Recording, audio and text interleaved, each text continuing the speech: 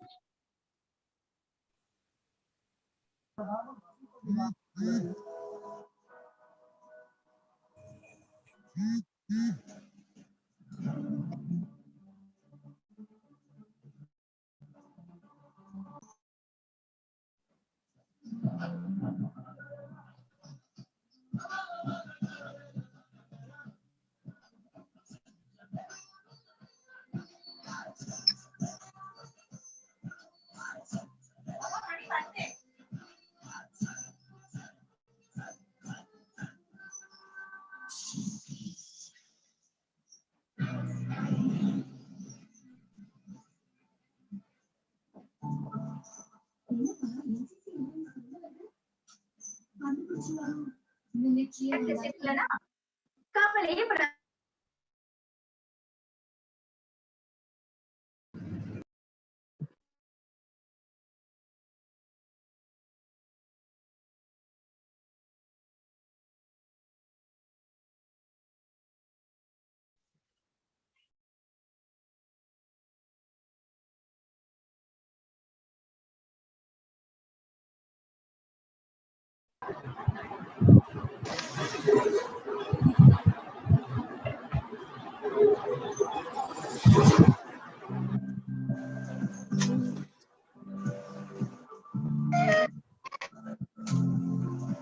Students, kindly mute your mic, please. Girls, kindly mute your audio, please.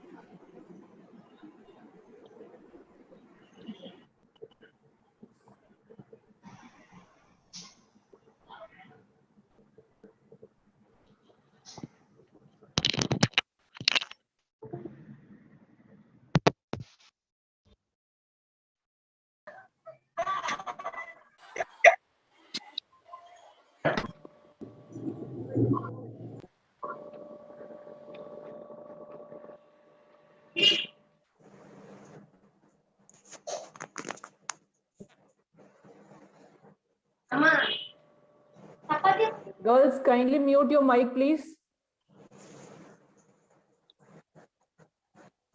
ஐயா ஃபோன்ல வந்து அப்போ இது தெரியல எனக்கு என்ன Emma Kaushalya, Babu.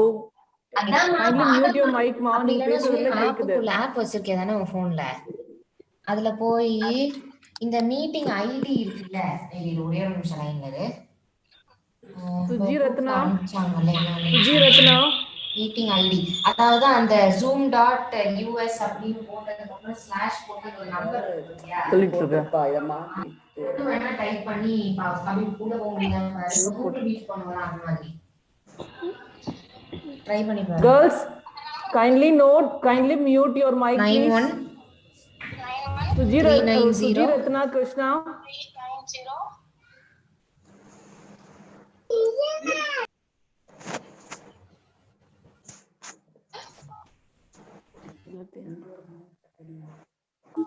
Ma'am, Nirmala ma'am.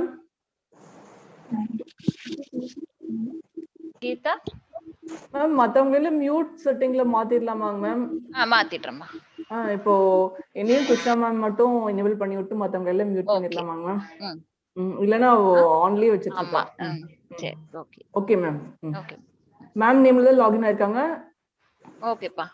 சரிங்க உங்களதும் மேம். மேமோடதும் ஓபன் பண்ணி விட்டுறலாமா? ஆமாங்க ma'am. Okay.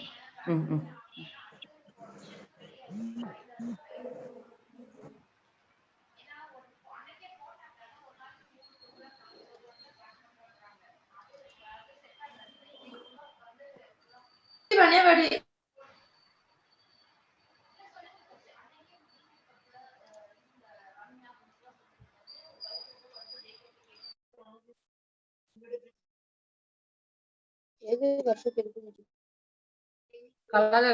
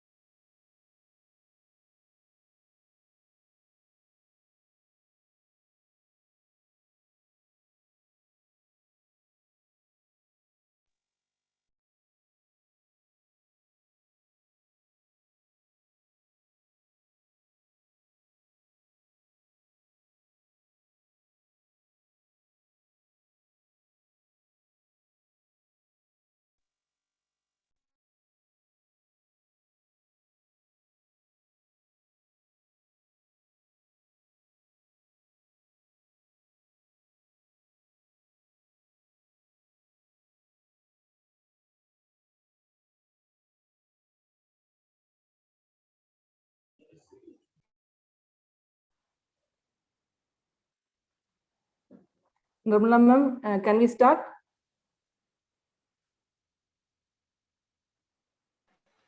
Geeta ma'am, we'll start, ma'am. Yes, we'll start. Okay. Very good morning to one and all present here. It's my immense pleasure in welcoming our head of the department, Dr. R. Krishna Kumari, to deliver the welcome address. Good morning, everyone.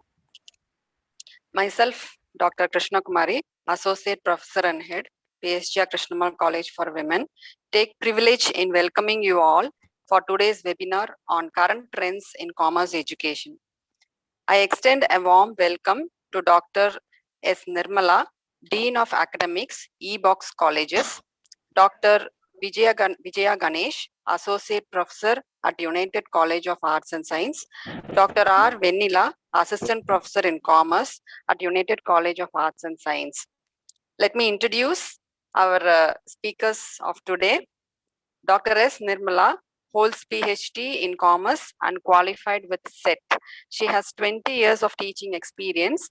At present, she is serving as Dean of Academics, E-Box Colleges in Coimbatore. She designs and develops e-content for commerce courses for both UG and PG streams. Her specialization is in financial management. Madam has published 20 research articles in various national and international journals. Welcome, Madam. Dr. Vijaya Ganesh holds PhD in Commerce and qualifies with NET. He has 18 years of teaching experience in the field of commerce. His specialized area of research is marketing management. He is now serving as associate professor at United College of Arts and Science, Coimbatore. He has acted as resource person for various seminars and webinars. We are glad to invite you, sir. Dr. Venila holds PhD in commerce with a specialization in financial management. Dr. Venila has 11 years of experience in teaching. She is currently serving as assistant professor in commerce at United College of Arts and Science, Coimbatore. She has also created e-content for higher secondary courses in accountancy, commerce, and economics. Welcome, madam. I'm very glad indeed to welcome all the three of the speakers today. Our institution, yes, madam, welcome. Our institution promotes industry-oriented curriculum and adopts to the latest trends in the industry.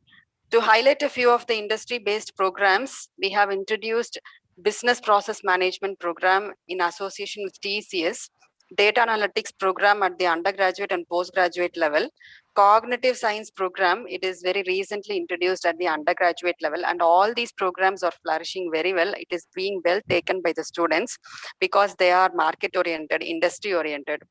All the courses in every program are designed and approved along with academicians and industry experts in the board of studies. We offer job-oriented courses, skill-based courses, and industry exposure through guest lectures, seminars, and internships is regularly provided to the students. In line with our primary focus on industry-oriented curriculum, today's webinar is being organized to update the students about the current trends in commerce education. I am sure the webinar will be successful in enriching the knowledge of the students.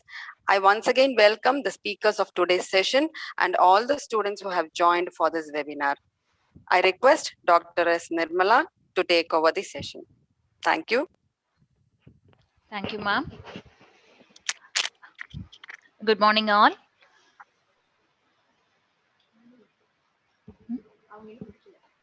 Good morning, ma'am. Good morning, ma'am. Good morning, ma'am. Good morning, ma'am. Good morning. On behalf of eBox Colleges, I would like to thank the management, principal, and Department of BCom CA and MCom, and Department of BCom AF and BA for their consent to arrange this webinar in association with eBox Colleges. Thank you, Dr. Krishna Kumari ma'am, for given the vote of thanks, introducing the resource persons and briefing about the college. Thank you, ma'am. Forensic accounting and fraud examination is a specialty practice area where accounting, auditing, and investigative skills are used to analyze the financial information. Before starting today's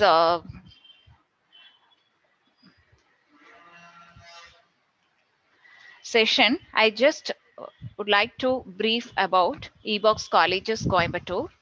eBox Colleges Coimbatore is run by an enthusiastic team of professors, industrialists, and learning science researchers. We eBox Colleges is the product of Amphisoft Technologies, and Amphisoft Technologies has 15 years of research experience in tech-enabled learning and skilling. It has upskilled 5 lakh plus multinational corporate associates and also provides skilling support and allied with MHRD, AICTE, NEET, and Commonwealth of Learning. It has more than 10 lakh students from 100 plus colleges and universities have across the globe are benefited through our learning support. We, the eBox colleges now are concentrating to enhance the tech enabled services to arts and science colleges all around India. Let us start with our topic today. Before we start, let me explain why forensic accounting became the buzz. Why the word forensic gains popularity nowadays. Let me start with the famous quote by our father of nation, Mahatma Gandhi. There is a sufficiency in the world for man's need, but not man's greed. Yes, it is evidenced by the famous icons of corporate frauds at world level. Enron scandal. Enron was formed in 1985 by Kenneth Law by the use of accounting loopholes, special purpose entities, and poor financial reporting. They were able to hide billions of dollars in debt from failed deals and projects. Enron scandal. The share price of Enron scandal during 2000 was about $90.75 in mid 2000. By the end of 2001, it reduced drastically to $1 per share. I hope as all of you are commerce students, you can understand what has happened. The shareholders invested in Enron company uh, thinking that the share prices will rise. The share price during 2000 is $90.75, whereas it is uh, came down to $1 per share during 2001. You just think how loss it makes to the shareholders. There are about $40 billion this Enron company have cheated the shareholders. Next is WorldCom scandal. The WorldCom scandal was a major accounting scandal that came to light during 2002. It was USA's second largest long distance telephone company at that time. Discovered over $3.8 billion of fraudulent balance sheet. At that time, it was the largest accounting fraud in American history. Xerox Corporation is a worldwide document management corporation which produces and sells a variety of color and black and white printers. It used creative accounting methods to misrepresent its assets and liabilities, misleading investors and inflating its stocks. The Xerox scandal reveals the necessity for accountability and ethics in corporate governance and finance. Its main problem was its incompetent, short sighted, and unethical senior executives. You can think whether India is exception for this. No. We also have the famous example for accounting scam, which is Satyam scam. I hope you all remember what has happened in Satyam computers. You just see this is the financial informations provided at that time by Satyam Computers. You see here, the cash and bank balances actually available in that company during 2009 was only 321 crores, whereas it was reported as 5,361 crores at that time. And the accrued interest and bank deposit, they don't even have fixed deposits in the name of Satyam Computers at that time, but they have reported as 376.5 crores of deposits they had. This is possible with the help of fake bank receipts.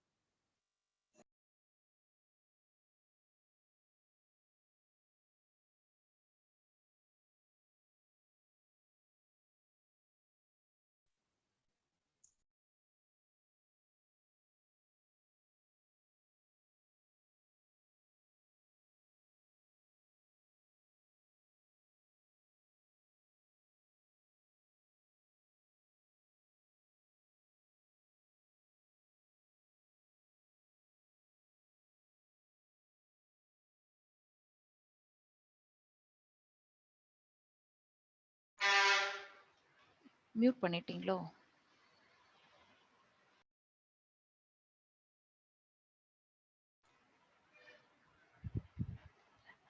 Students, can you hear me? Now only we can hear you, ma'am. Now only means from the starting you didn't hear? No, Geeta? no. Just 2-3 minutes back, ma'am. 2-3 minutes back only you Yes, ma'am. The lost Xerox this, accounting, right? the Xerox scam, Okay. அதுல இருந்துங்க. Satyam Computers Yeah, Satyam Computers பார்த்தோம். பாத்தீங்க. Okay ma. Okay. Thank you. Students, you just recollect. So we had seen the examples of accounting scam world level, and even in India. And this is the latest one, which is the biggest banking fraud which was happened at Telangana. And now the famous banks, even the nationalist banks, have lent this much amount to this company based on the fraudulent financial statements given by this company. And this was found by this very big fraud is found by KPMG forensic audit. And I have given you all these examples only to know why forensic accounting become the buzz. I hope you all clear when the accounting scams have been increasing in our country, and the need for forensic accounting also increased. In our today's webinar, we will see forensic accounting, fraud examination, forensic accountant, and financial forensics. And what is forensic accounting and what forensic accountant will do, what is fraud and why people commit fraud, and who needs forensic accountant, and that will give you the scope for forensic accountant and financial forensics. We'll see one by one. Forensic accounting. There are two words involved in this. Forensic means related to or used in or appropriate in court of law. Forensic is court will accept. According to law, this will be accepted, is nothing but forensic. Accounting, as you all know, it means a system that provides financial information. So forensic accounting is the application of accounting skills to provide financial information before court of law. So law will accept whatever you are giving as financial information. Here we are not stopping with our accounting, we are not stopping with our normal auditing, we are adding with this the investigative approach.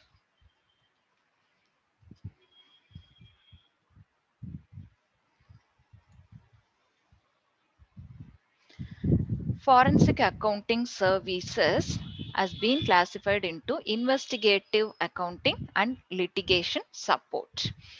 Investigative accounting deals with investigation of criminal matters relating to employee theft, securities fraud, insurance fraud, etc. It does not end with investigation but also includes provisions of suggestions regarding possible course of action. The investigative accounting is where accounting stops or ends. They normally they all accountants done their job, and you, as you all the maximum of you are the final year BCom students, you might have already learned management accounting. So here in that management accounting, people will, based on the accounting informations from the accountant, they used to analyze the informations by uh, ratio analysis and comparative statement, common size statement, fund flow statement, cash flow statement. So by using all these financial analysis, you used to interpret, right? So here we need investigative accounting. It includes fraud detection, fraud examination, fraud deterrence, and others. We'll see one by one later. And litigation support is, it involves providing accounting assistance in litigation matters. That is, it primarily deals with quantification of economic damages, which is described by the forensic accountant, which will be accepted by court of law. Here under litigation support, forensic accountant can provide expert services and consultant services, that also we'll see one by one. Under investigative accounting, the first one is fraud detection. So fraud detection is a knowledge intensive activity. Fraud detection is the discovery of fraud. That is, the forensic accountant first have to understand whether any fraudulent activity has.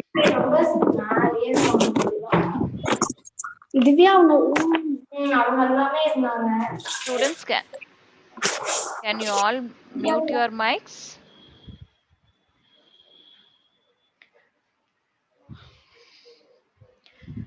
So fraud detection is the discovery of fraud. So here the forensic accountant has to identify whether any fraudulent activity has been happened in that particular organization or not. The main steps in forensic analytics are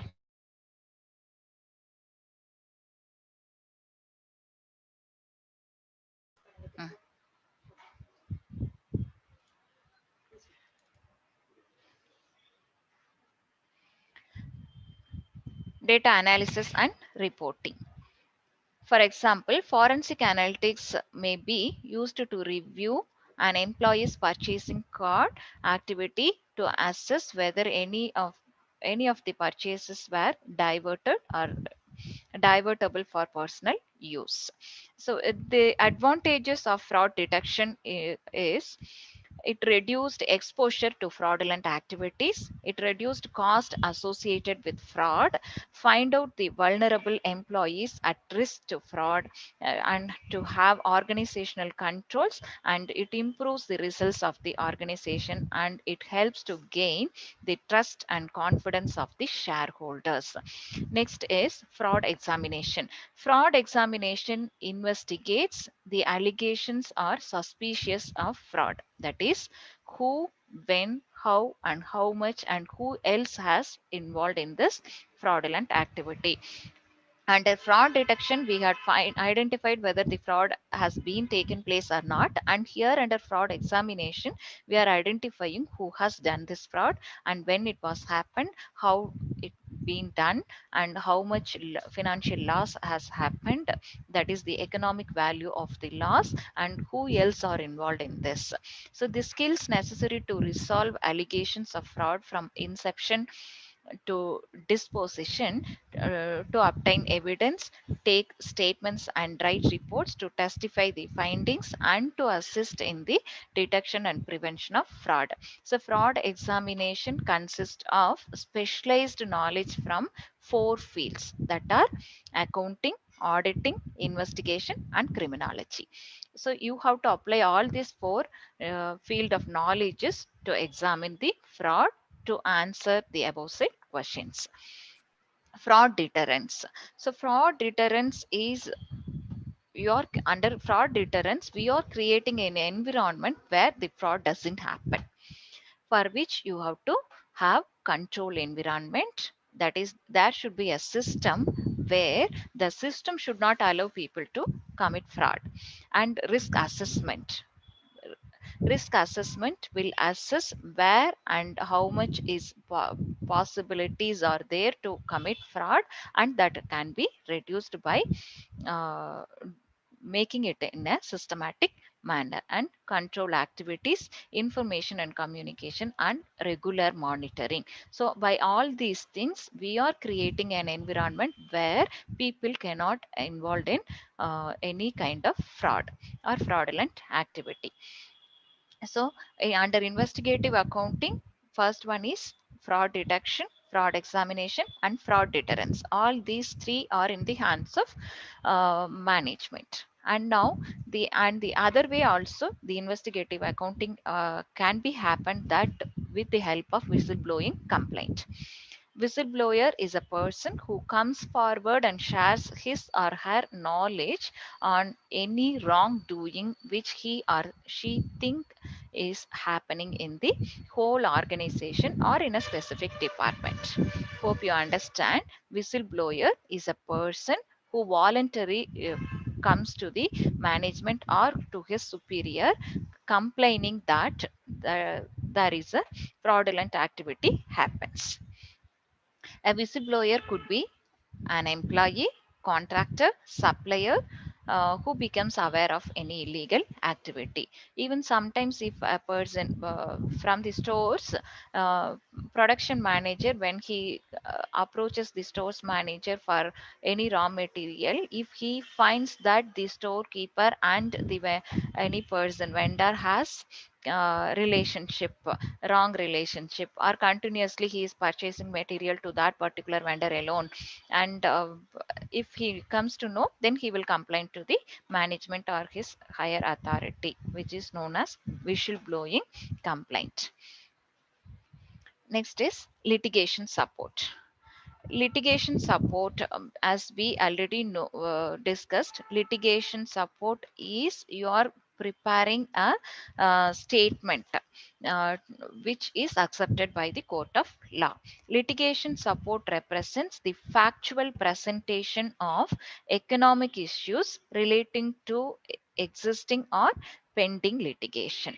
It provides assistance of an accounting nature in a matter involving existing or pending litigation. A typical litigation support assignment would be calculating the economic loss resulting from breach of contract. The important uh, job here is that we have to calculate the economic loss due to that breach of contract or fraudulent activity. In this capacity, the forensic accounting professional quantifies damages sustained by parties involved in legal disputes and can assist in resolving dispute even before they reach the courtroom. And here they need to provide both expert services and consultant services. The forensic accountant may testify as an expert witness. Stated that the function of an expert witness is to assist the court reach a conclusion on matters on which the court itself may not have the necessary knowledge to decide. Even when the judges, when they are making the judgment, they might not have accounting knowledge, but here they will strongly believe the report which was given by the forensic accountant, that is called expert services provided by the forensic accountant. And consultant services, in the context of legal dispute, the knowledge, skill and experience of a good forensic accountant are extremely useful as a consultant to litigation counselor judges. Litigation often involves complex accounting, tax and financial matters requiring the specialized knowledge and expertise of highly trained accounting, finance and tax professionals. The forensic accounting procedure starts with initial investigation. Investigation and analyzing financial evidence, developing computerized applications to assist the analysis and presentation of financial evidence, communicating their findings in the form of report, exhibits, collections of documents, and assisting in legal proceedings, including testifying in court as an expert witness and preparing visual aids to support trial evidence or the forensic accounting procedures a forensic accountant has to do. It has the first step is planning stage. Even before that, there should be initial investigation should be done by the forensic accountant. Under this initial investigation, a forensic accountant must study in detail about the organization, what was the system exist in that organization, and where and how for fraudulent activity can be happened. Everything will be analyzed in the initial investigation, and first step is planning stage. As we all know, here they have to have a detailed plan how they are going to move towards forensic audit, and related informations have to be collected in the second step. And here the informations can be collected from both the internal and external persons. Here the internal persons are the managers and supervisors, employees, and then the external members are the vendors, suppliers, and who are all the stakeholders who are connected or having interest in the organization. And the forensic accountant will collect informations from all these sources. Here, when they are collecting information, if they find any fraudulent activity may be done by a particular person, then the information regarding that particular person, the personal information can also be collected. For example, if you suspect a person in a particular department that they might have committed any fraudulent activity, then the forensic accountant will collect informations or data from the social media of that particular person. If he has uh, published that I have purchased a building or new car or new mobile phone, everything, if in his social media or Facebook, and this might be happened due to the fraudulent activity happened by that person. Likewise, they have to collect the required data. And then the third step is perform analysis. And here, after collecting the data, the forensic accountant should have perform analysis. And what are the methods of analysis, we will see later. And after the perform analysis has been done by the forensic accountant, and finally they have to prepare report, and it will be given to the required persons. Next is, before we are going into the forensic accounting, we must know what is fraud. In the general parlance, wrongful or Isma, can you hear? Geeta, can you hear? Yes, ma'am. Yes, okay. Any wrongful or criminal deception practiced which is intended to result in financial or personal gain to one person or financial or personal loss to other is fraud.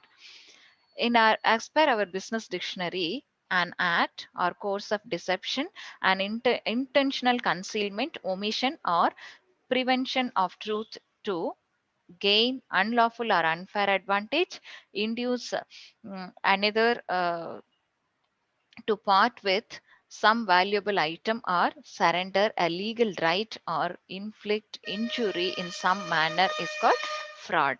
According to Companies Act 2013, any act, omission, concealment of any fact or abuse a position committed by any person or any other person with the connivance in any manner with intent to deceive, to gain undue advantage from, or to injure the interest of the company or its shareholders or its creditors or any other person, whether or not there is any wrongful gain or wrongful loss, is a fraud as per Companies Act. Uh, According to the forensic accountant, any activity which makes loss to the economic loss to a company is called fraud. The fraud can be of street crime or white collar crime. Street crime, as we all know, robbery or burglary. And white collar crime is the fraud related to financial statements. And we here under forensic accounting, we are concentrating only on white collar crime. Forensic accounting and fraud examination is closely related with white collar crime. We are not bothered about street crimes, which is not our field also. And the fraud can be of asset misappropriation, fraudulent financial statement, corruption, or restricted practices. Asset misappropriation is nothing but theft of tangible asset by internal or external parties, sale of proprietary information causing improper payments. And fraudulent financial statement is nothing but manipulation, false representation, modification of accounting records, misrepresentation or internal omission of amounts, misapplication of accounting practices. Corruption and restricted practices, as we all know, making or receiving improper payments, offering bribes to public or private officials, receiving bribes, kickbacks, or other payments, aiding and abetting fraud by others or commented. So these are the types of fraud.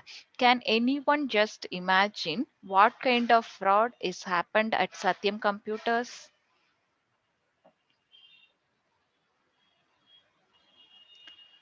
Students?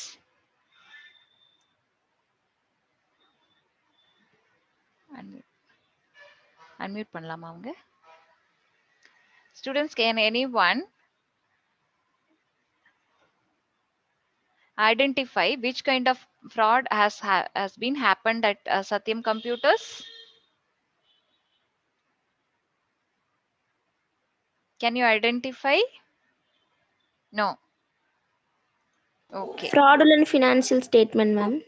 Superb. Correct.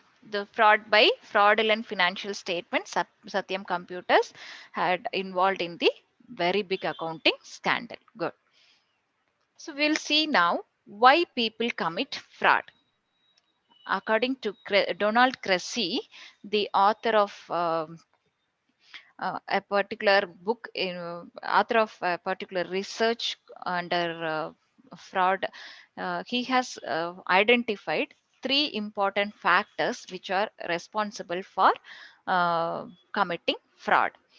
That are perceived pressure, perceived opportunity, and rationalization.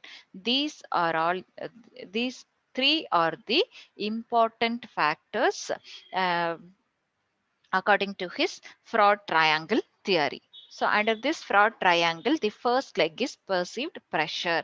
So, perceived pressure is nothing but the financial pressure a person has.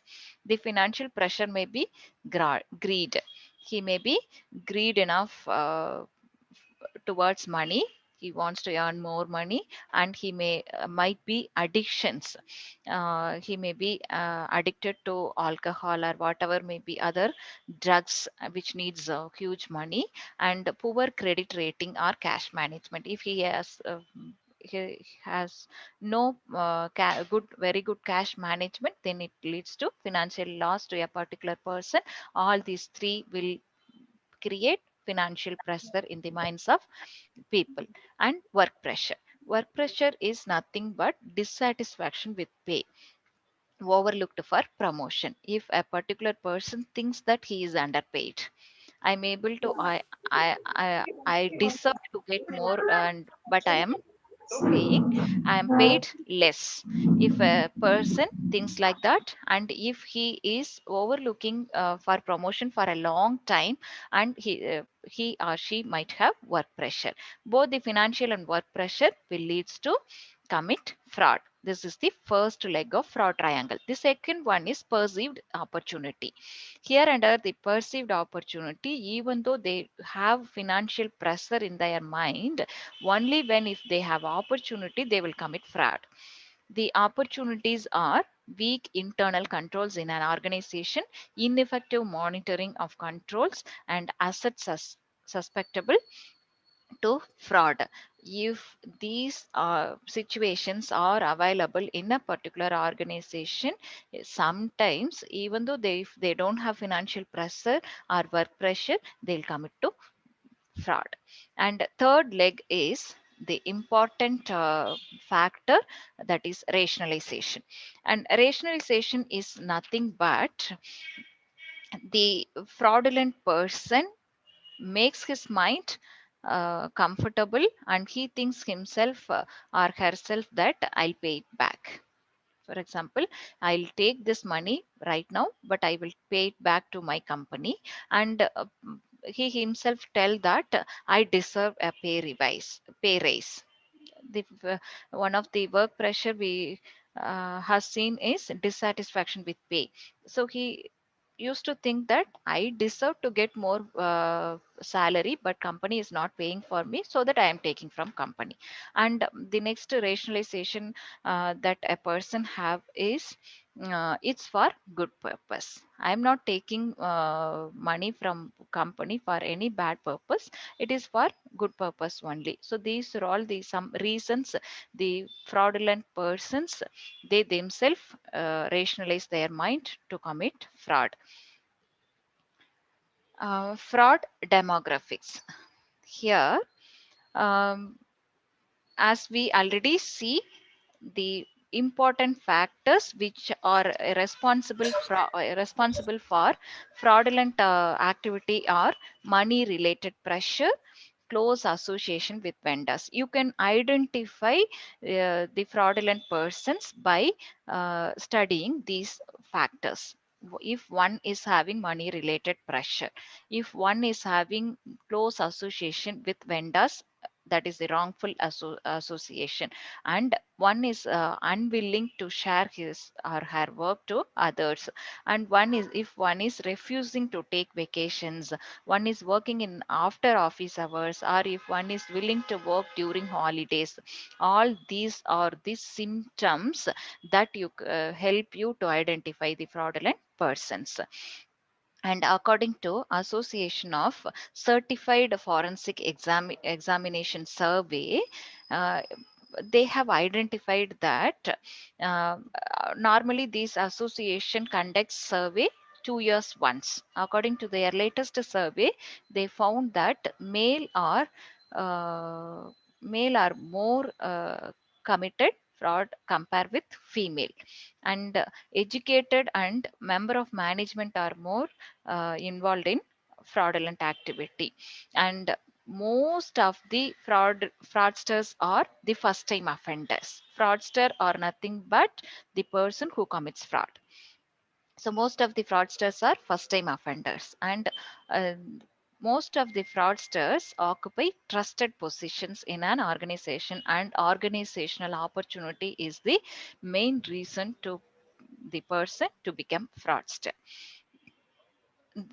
These are all the findings by this as association. And the accidental fraudster, or the first you have to understand who is fraudster. Fraudster is a person who commits fraud. uh, those who are doing this fraudulent involving in this fraudulent activity first time is called accidental fraudster. The accidental fraudster sometimes, if the fraud triangle, all the factors are persisting for a long time, the accidental fraudster may become the predator fraudster. Predator fraudster is a person who commits fraud voluntarily, even without any financial pressure. The predator fraudster are hunting for fraudulent activities. Even though they don't have financial pressure, they'll commit fraud. They are habitual fraudsters. They are the habitual fraudsters. There is a famous acronym MICE. That is, M is nothing but desire for money, and they have ideology and coerced and ego. In these are all the four factors in addition to the fraud triangle. The typical motivations of fraud predators may be identified with this acronym MICE. Money, ideology, coercion, ego. Money and ego are the two most commonly observed motivations.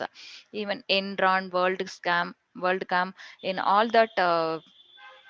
all that examples in which the convicted preparators seemed to be motivated by greed. They had greed of money and power, that is ego. Less frequently, individuals may be unwillingly pulled into a fraud scheme, that is coercion. These lower level individuals are often used to provide insight and testimony against the ringleaders, and as such receive more lenient sentences or no sentence at all. Ideology is probably the least frequent motivation for white collar crime, but society has seen this occur in the case of terrorism financing. So this is the least motivational factor. With ideology, the end justifies the means. The preparators steal money to achieve some perceived greater good that futures their cause.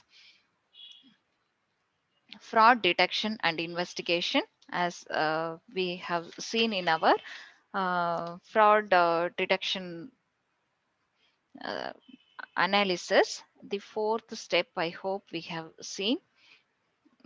Perform analysis, step 3. So this involves data analysis tools, Benford analysis, and data and text analysis. Data analysis tools make it easier for users to process and manipulate data, analyze the relationship and correlations between data sets. And it also helps to identify patterns and trends for interpretation. This data analysis tools, the very familiar and basic tools we can quote example here are the your normal ratio analysis, comparative and common size financial statements which you have studied in your management accounting. I hope you all have completed management accounting, where you used to find out the trend projections.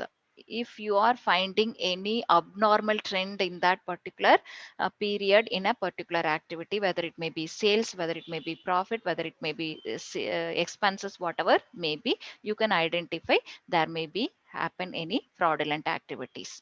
And Benford analysis is the technique which was built by the author called Benford. So mm,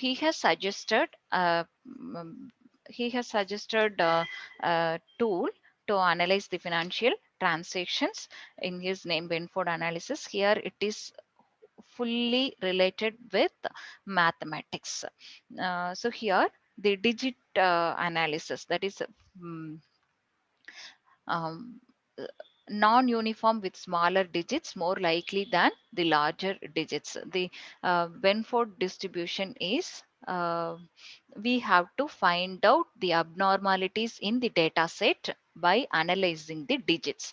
First digit analysis or second digit analysis. We are comparing the first digit or second digit or the total number if it is a small digit number, single digit number.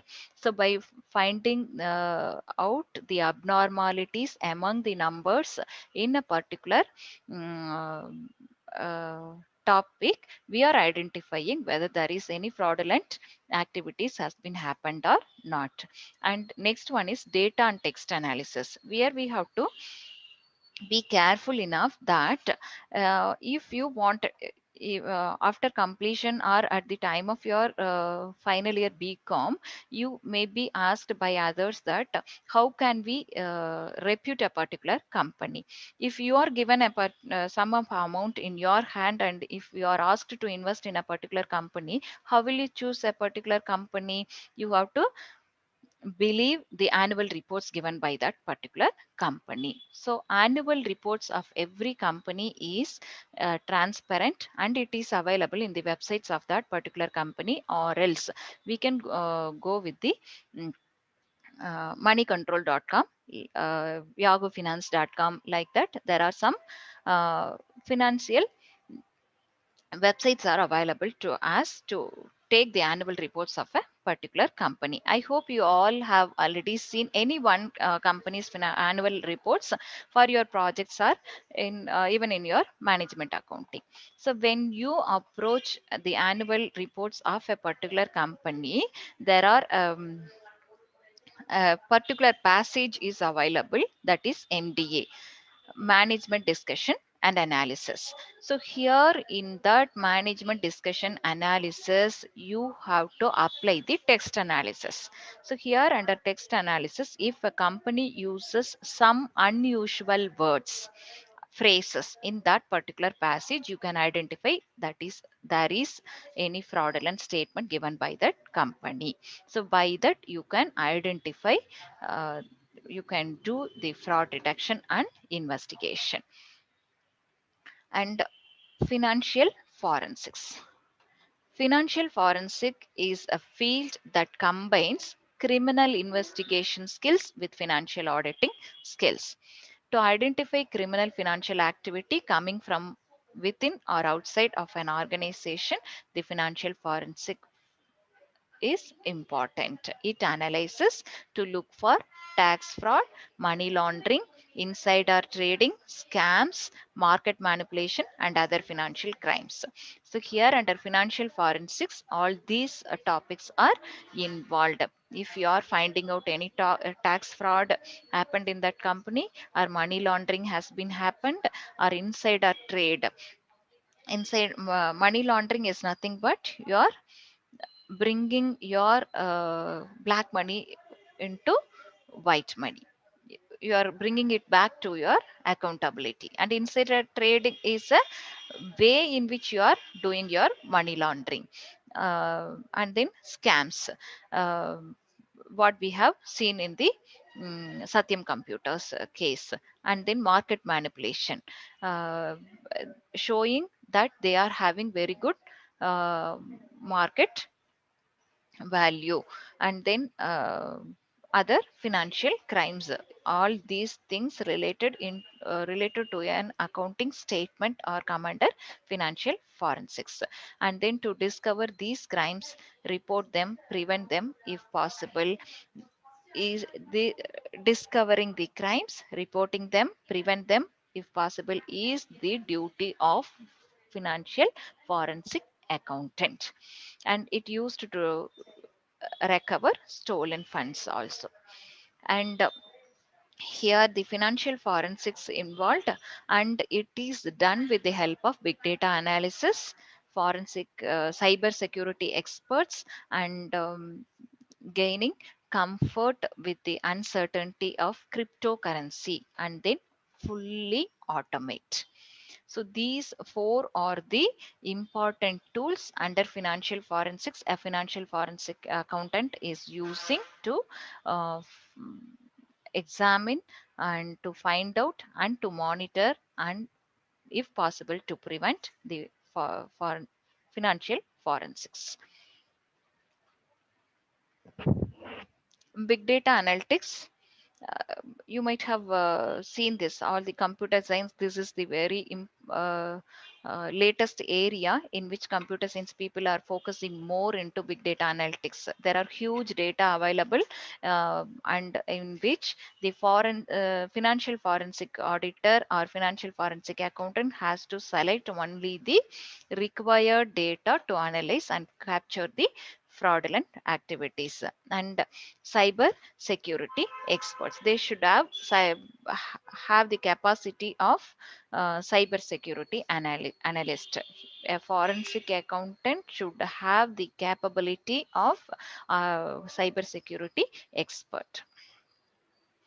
And then forensic accountant, he has to gain the comfortability with cryptocurrency, and then wherever the system is fully automated, then there might be the financial uh, fraudulent can be minimized. And money laundering, as I already told you, you are making the illegal money into legal one. Already earned money from the illegal activities will be bring into the accountability by structuring, bulk cash smuggling, and trade based laundering. Shell companies are the companies which are created only in the websites. There is no physical existence available. So by these things, if illegal money is get into the accountability, by doing such things is nothing but money laundering. And by these techniques, the assets may be hidden, and the financial forensic accountant can get out of these assets. And then forensic accountant will do discover, analyze, and report, which we have already discussed.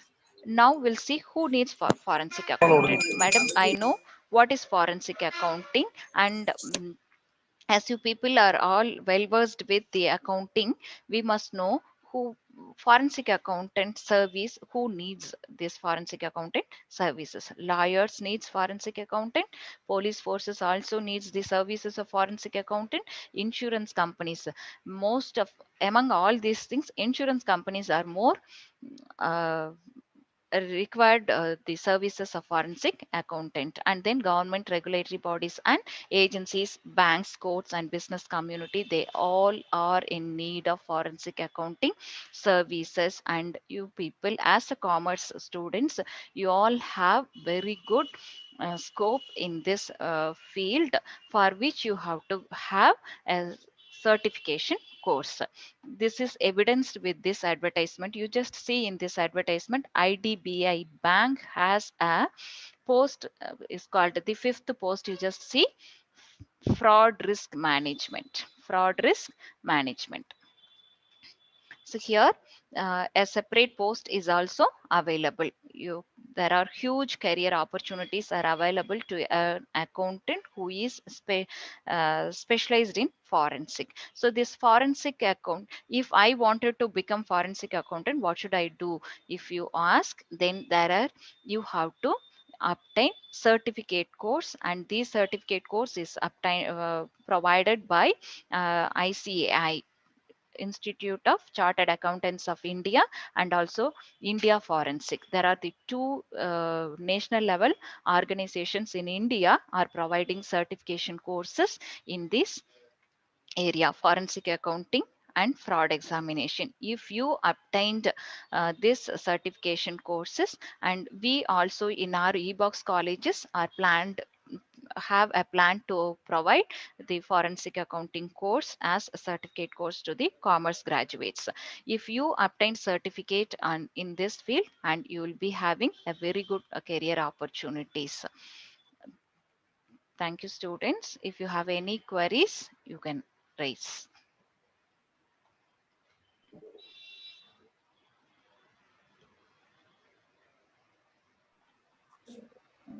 Girls, if you have any clarification, please raise, or you can put in the chat box. Or even later also, if you have any queries, you just send to this mail ID given here. drnirmala1978@gmail.com. You can post your queries here. I'll definitely get back to you. Shall we end this session, Geeta? Yes, ma'am. Hope they don't Yes, have ma'am. any queries. Thank you for your wonderful presentation, ma'am. Thank you. A detailed outline about the forensic accounting and what are the future perspective. Thank you, ma'am. Now I welcome the next resource person for this session, Dr. V. Vijay Ganesh. He's to handle share trade, virtual and personal perspective. Welcome, sir. Thank you, ma'am. A very good morning to all the learned professors, research scholars, and students.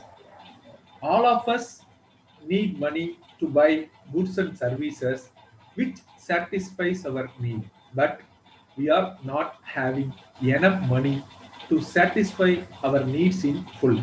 So in this session, we are going to discuss about how to make extra money to beat the inflation. We are all from the commerce background. So we should apply our theoretical knowledge into practice to earn money from the financial market. So in this topic, we are going to discuss in this session. So first, we should know about what is financial market.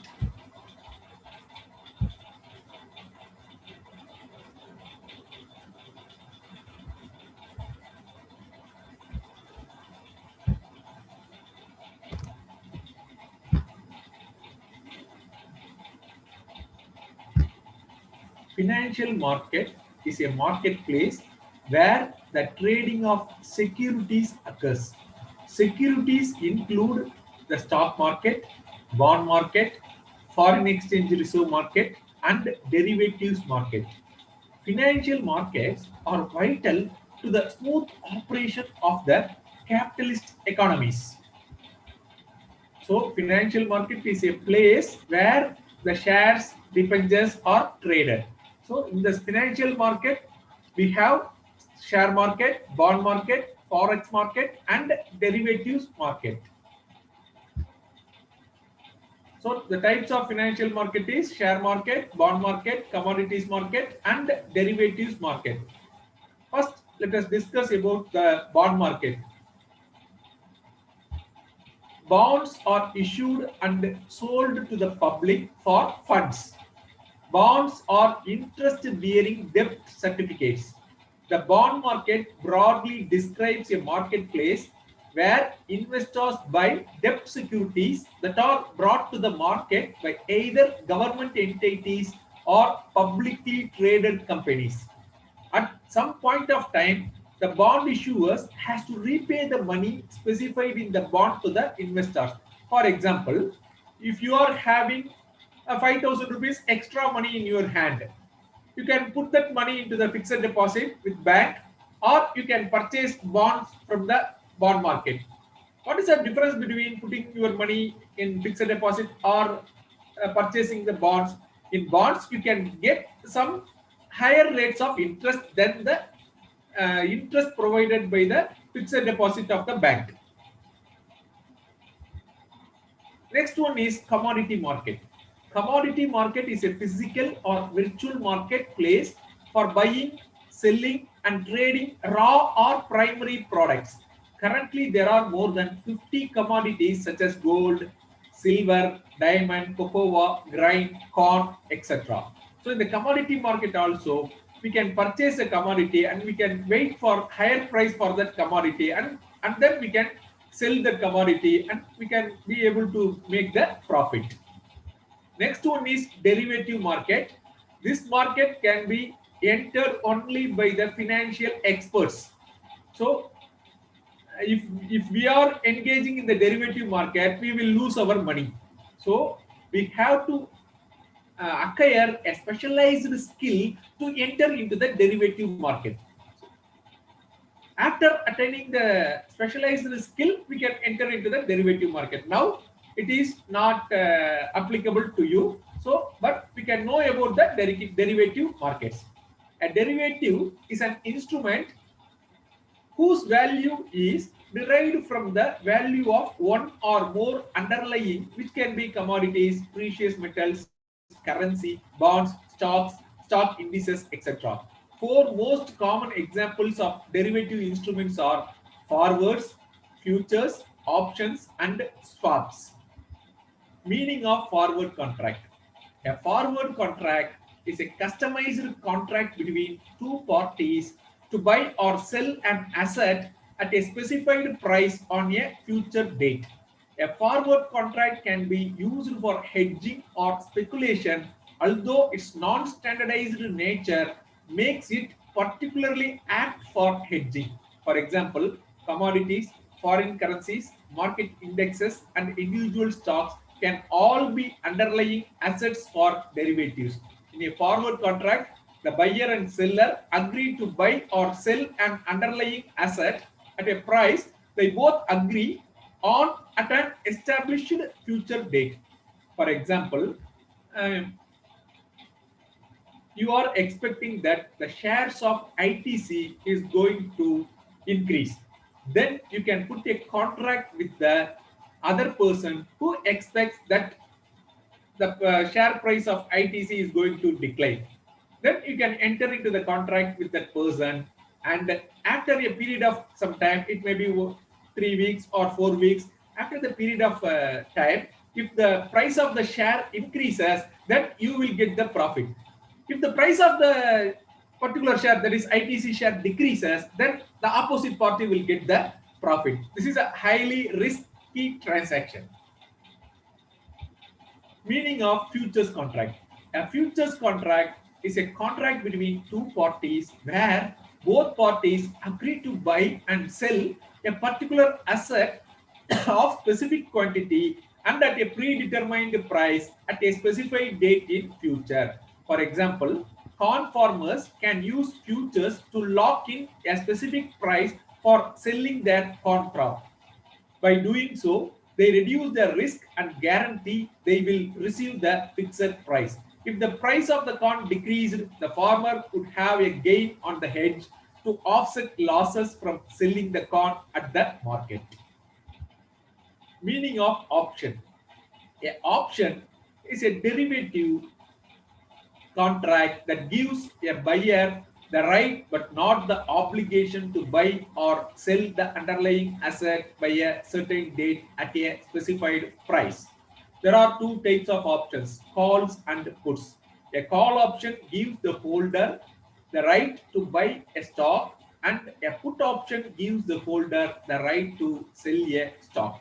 For example, Mr. A and B enter into the contract. A has a call option and B has the put option. So for the same company share, ITC, take for example ITC. Mr. A expects that ITC will reach 250 rupees within 3 weeks. Mr. B tells that ITC will reach 210 rupees within 3 weeks. So these both the parties can enter into the contract, and if the share price reaches 250 rupees, the difference amount should be paid by Mr. B to Mr. A. If opposite happens, then Mr. A has to pay to Mr. B. So this is an options contract. From these type of contract, in order to make money from these type of contract, we need expertise in that field. So I advise all the students, don't enter into the options or swaps trade. So we have share market. In the share market, we will be able to earn the extra money. What is this share market? The stock market trades the shares of ownership of public companies only, not the private companies. Public company is a company whose ownership is organized through stock of shares of stock which are intended to be freely traded on a stock exchange. Each share comes with a price, and investors make money with the stocks when they perform well in the market. Investors can gain profit from stock buying from one of the two ways. First, some stocks will pay regular dividend, and the investor may purchase that stock and he can get the dividend. The other way investors can profit from buying stocks is by selling their stock at a profit if the stock price increases from the purchase price. It is easy for all of us to buy stock by opening an dematerialized account.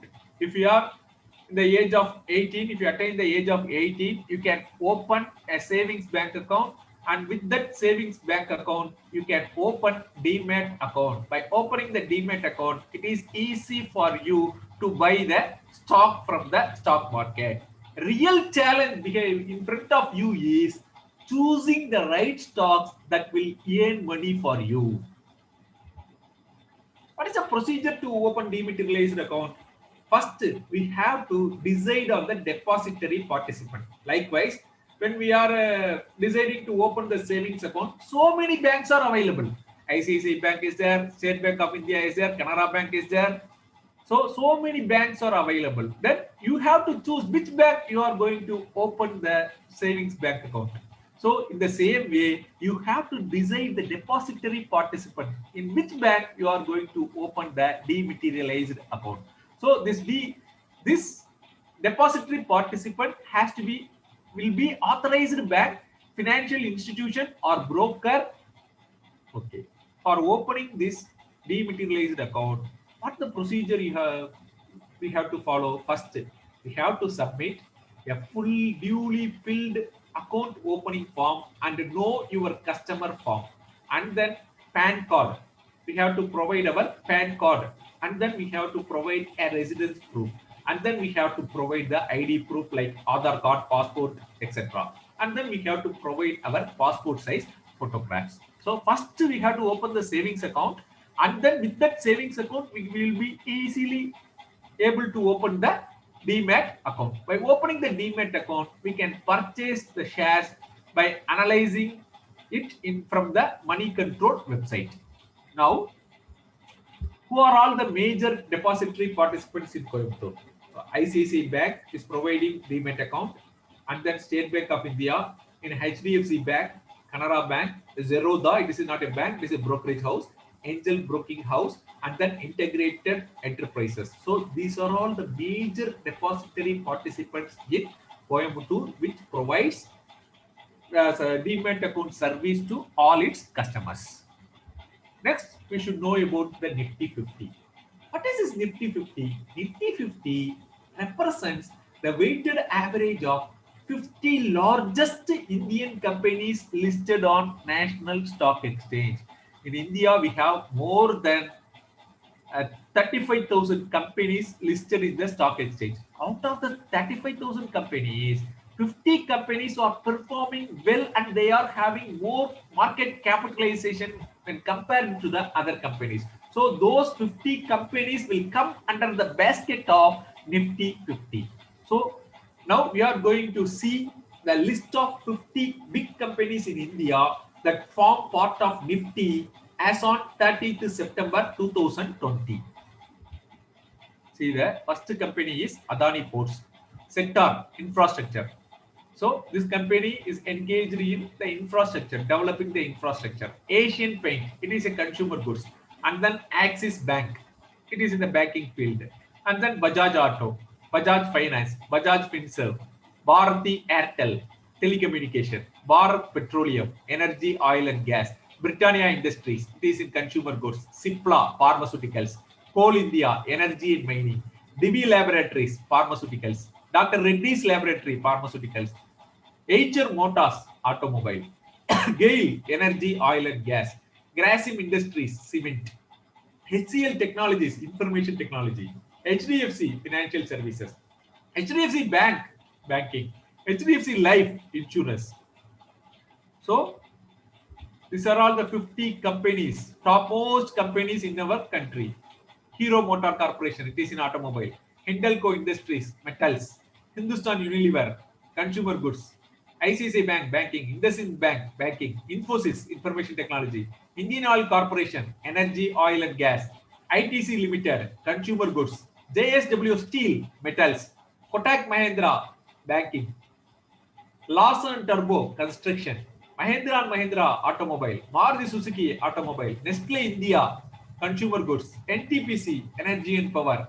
Oil and Natural Gas Corporation, energy, oil and gas. Power Grid Corporation of India, energy and power. Reliance Industries, energy, oil and gas. State Bank of India, banking. SBI Life Insurance Company, insurance. Shree Cements, cement. Sun Pharmaceutical, pharmaceuticals. So these are all the 50 topmost companies as on 30th September 2020. These companies are not static. Depends upon their financial performance.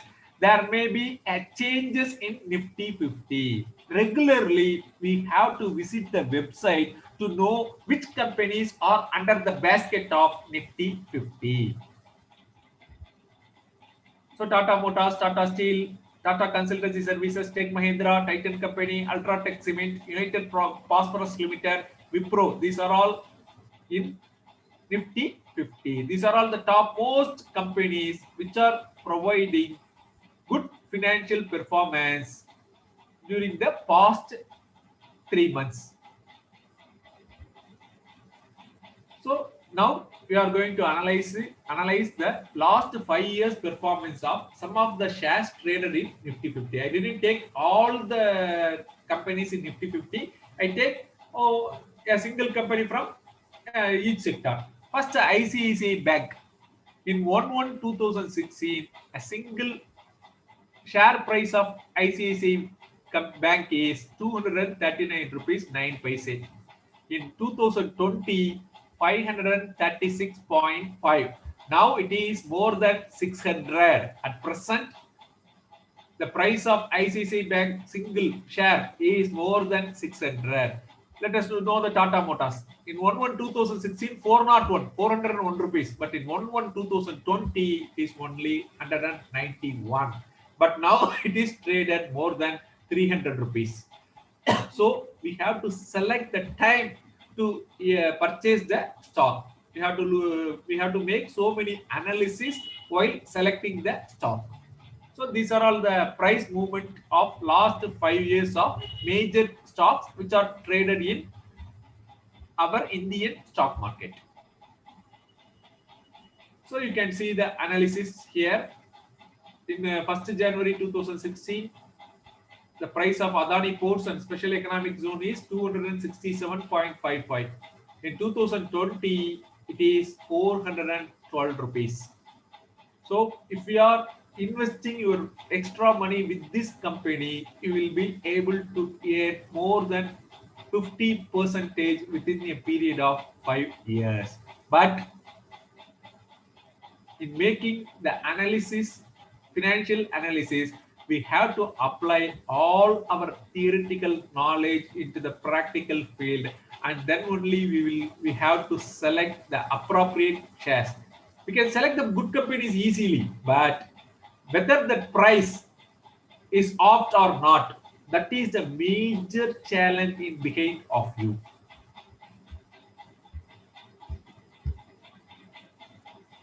Now it is 5 days performance of some of the shares traded in Nifty 50. for the month of November 2020. First ICICI Bank. In 23/11/2020, price of ICICI Bank single share is 482 rupees 40 paise. Next day, it became 474 rupees 35 paise. In third day, it became 487 rupees. In fourth day, it became 470 rupees 15 paise. In fifth day, it became 476.25 paise. Now it is more than 600 rupees. So, while selecting the stock, we have to be very careful that the stocks, the company is debt free. If the company is having more debt, then it will not be able to perform well. So first point we have to analyze is what is the debt of the company, whether the company is able to repay its debt in time or not. In management accounting, we read about the current ratio, liquidity ratio, and all these ratios. So we have to apply all these ratios while selecting the shares of this company. By applying the ratio, we can know whether the company is able to meet its debt or not. That is the first point. Second one is what is the earning capacity of the company? How the earning grows for this particular company. So in this way, we have to make so many analyses, and then we have to select the company, and then we have to wait for the price. So correct price. So you have to purchase the share at a correct price. So if you are purchasing a good company share, but you are purchasing with more price, means you are not able to earn profit out of that stock.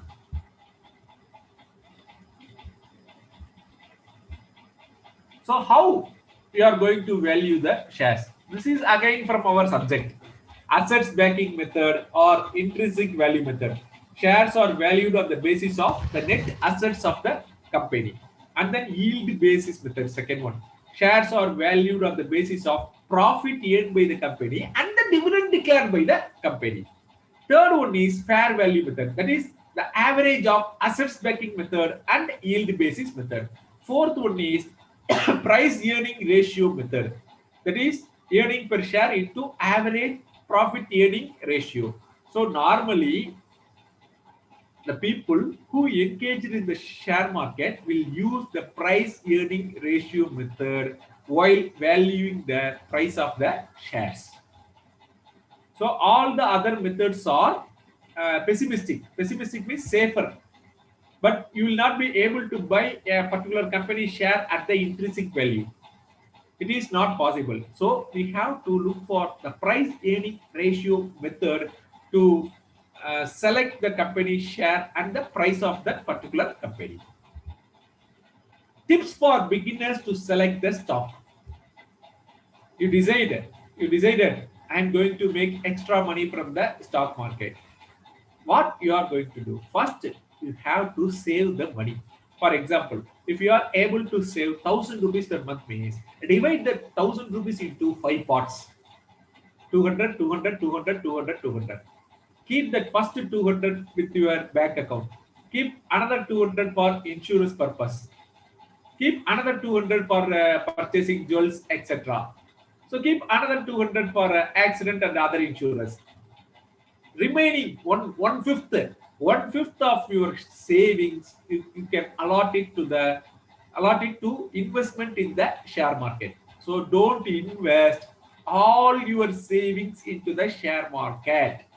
First of all, you have to save, and then after saving the money, you know the level of amount. For example, it's 1,000 rupees. Somebody is able to save 5,000 rupees or 10,000 rupees. So divide your savings into 5 parts.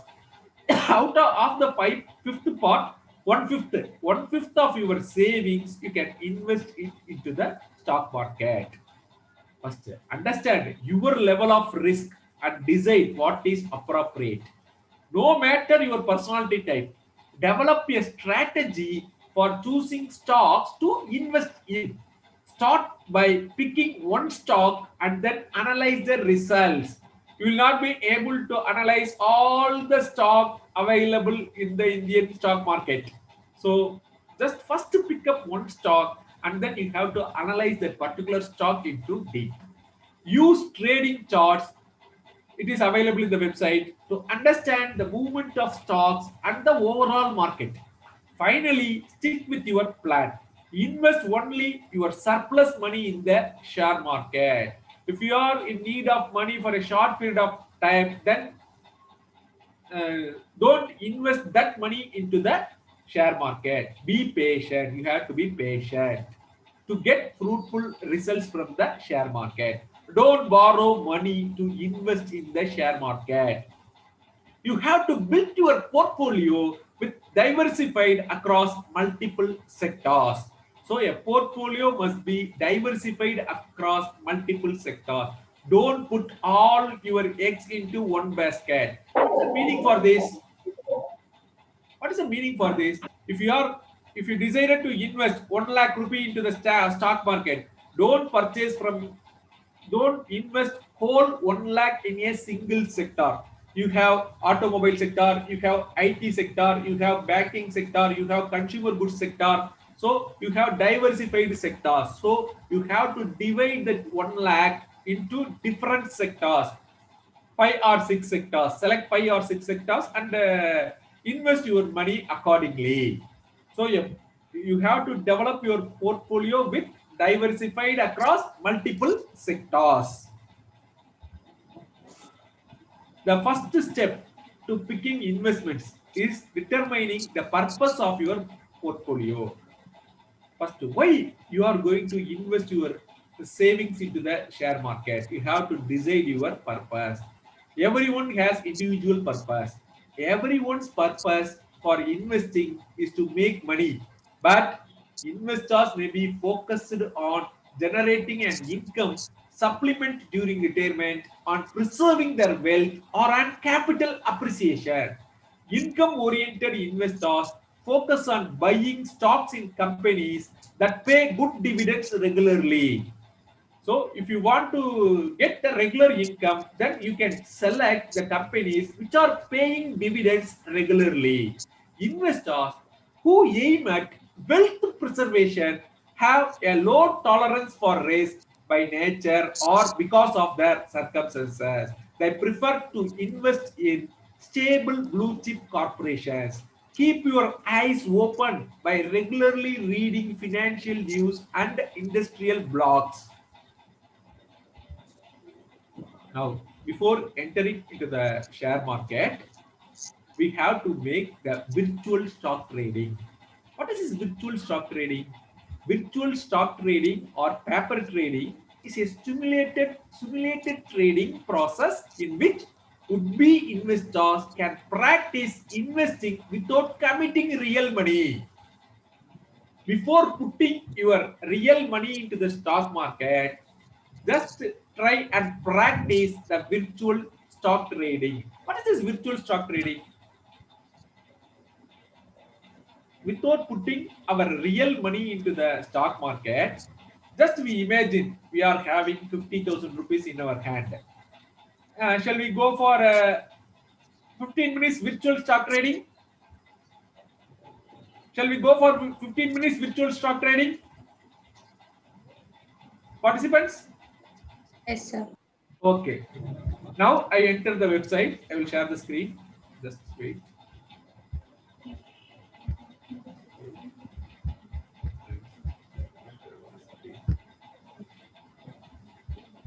I will share the internet directly to you. With 50,000 rupees, we are going to make the virtual trading, stock trading. Are you able to view the screen?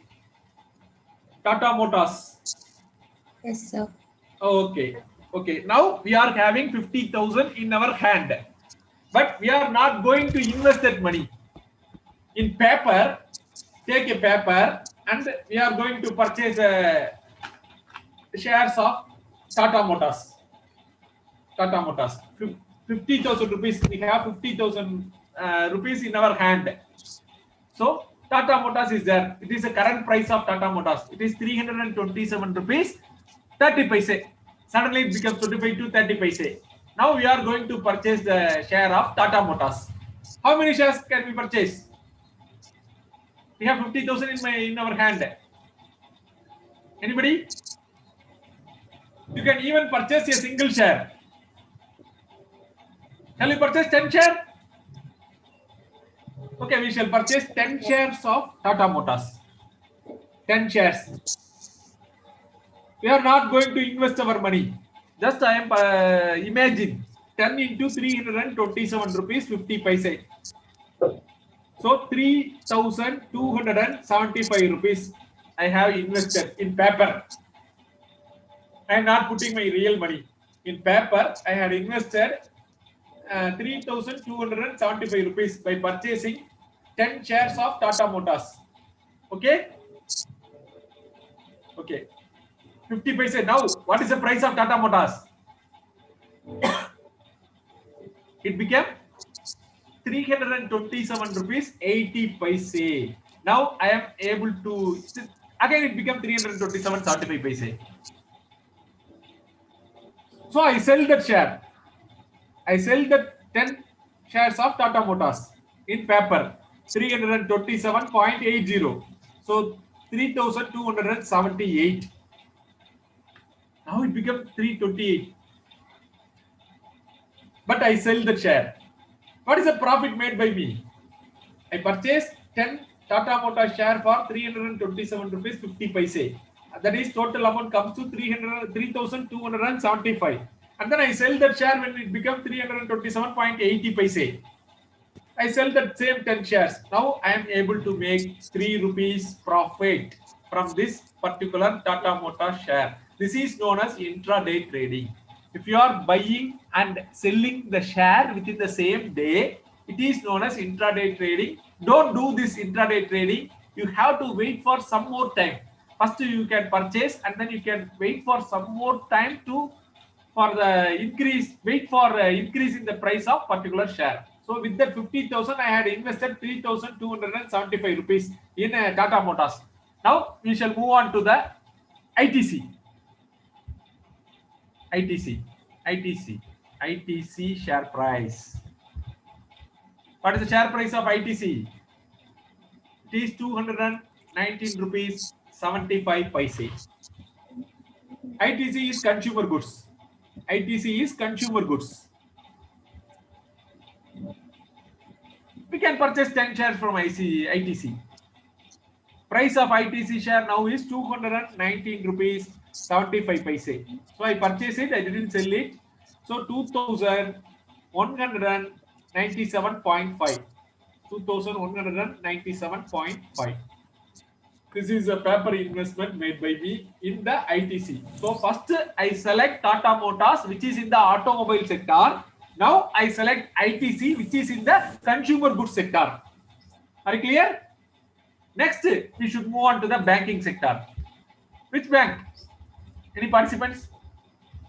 Can you tell me the bank? HDFC. HDFC Bank. Okay, we can select HDFC. What is the price of this HDFC share? 1,605.3. Another 10 share we can purchase from HDFC. 10 into 1,605.20 becomes 20. Then it comes to 16,052. 16,052. 16,052 total cost. Okay.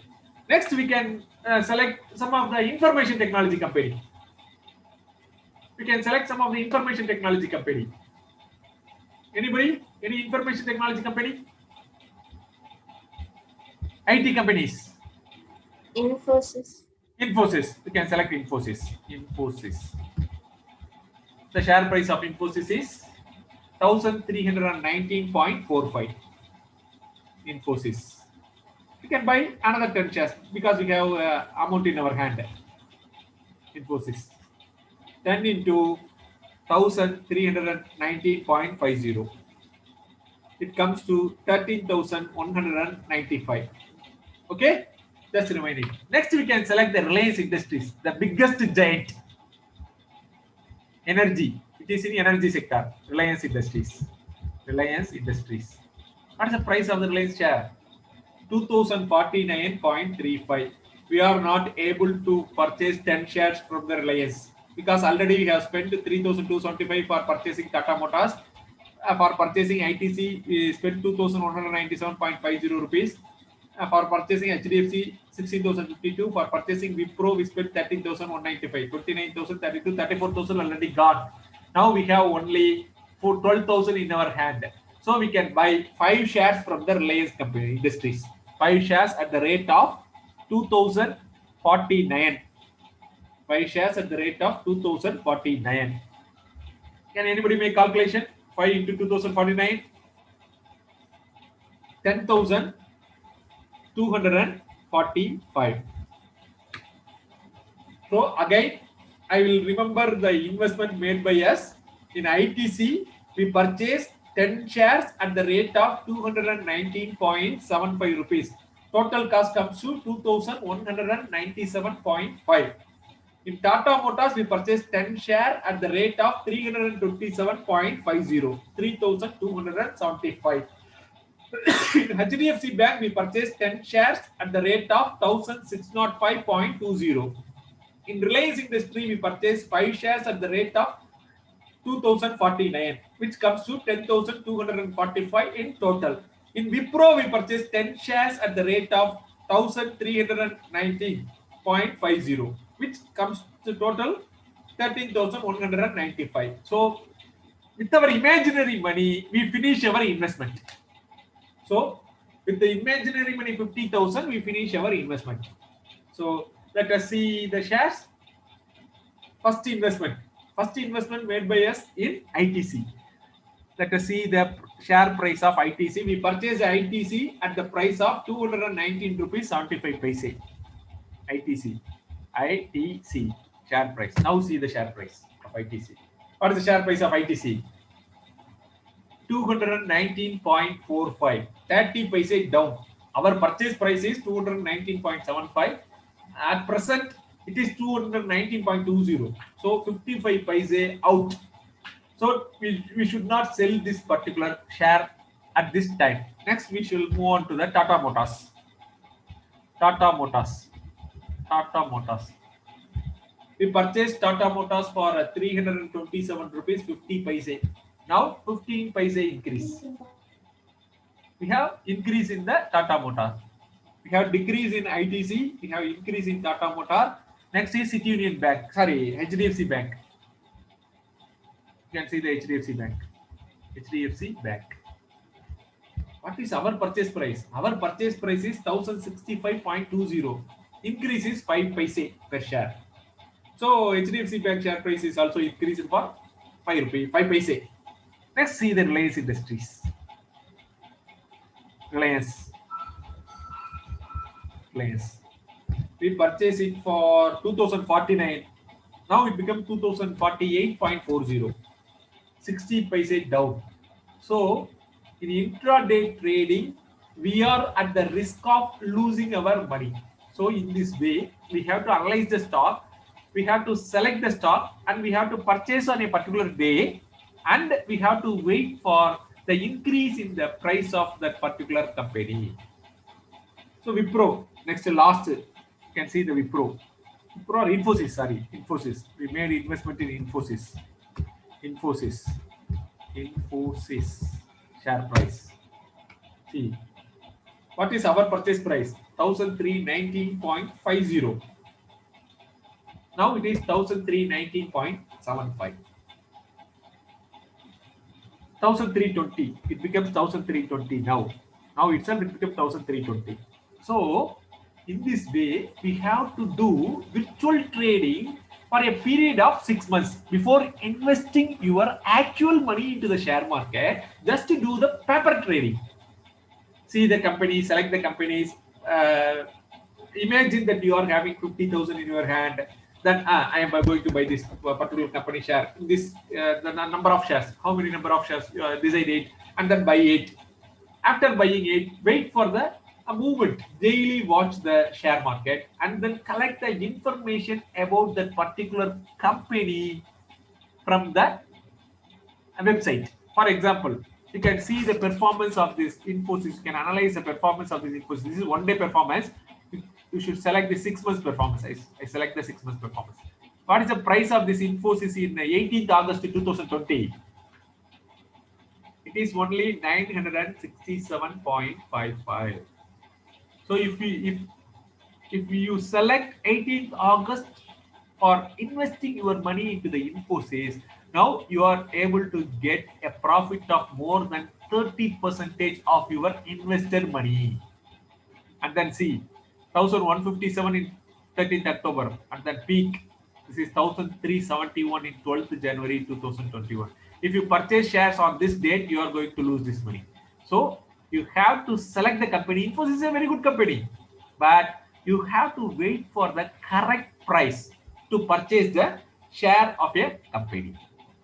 So for this, you have to analyze your finance, analyze the finance of the company, financial result. For example, this is Money Control, www.moneycontrol. With this Money Control website, we can analyze the financial performance of a particular company, any company. See this. This is a Money Control website. You can see the price and volume. And then what is the research? Financials. Financials. You have to select the financials. First one. Financials. First one, you have to select the financial. You can see the quarterly result, annual result, and then year-wise result. Just see it. This is a chart. This is a chart holding. You can see the shareholding patterns also. If the promoters are holding more number of shares, then that particular company is going to give a great return to you. So shareholding pattern. If the promoters are reducing their shareholding, then the performance of the company is not going to be good in that particular year. Promoter means those persons who are inside the companies. Now see the income statement. Income statement. This is the revenue. See the revenue to 23,092 crore in December 2019.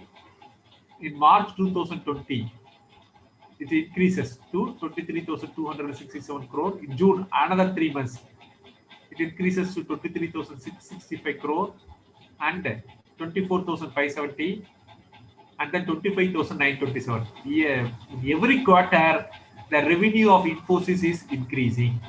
So definitely, if you are patient to wait for another 3 or 6 months or even for 5 years, your money is going to multiply with this company. This is one of the reasons. Another point you have to see is income statement. This is loading. You can see the sales made by the Infosys. You can see the sales made by the Infosys. It is declining. Sales is declining from December. Sorry, not declining. 2019. It is increasing. Other income, it is from outside the business. So don't consider this other income. We have to see the sales income only. This is quarterly result. And then see the cash flows of the company. Cash flow means whether the company is having sufficient cash to meet all its liability. Cash flows from operating activities is also increasing. Cash flow from operating activities is also increasing. And then you can see the ratio which you are calculating in the management accounting. See the ratio, basic earning per share. What is the earning per share? Earning per share is declining. In March 2016, earning per share is 59 rupees 2 paise. In March 2020, it is only 38 rupees 97 paise. So you have to wait to purchase this particular share. You have to wait for the fall in the price of Infosys share. After falling the price of Infosys share, you can purchase the share. So diluted EPS, you can see.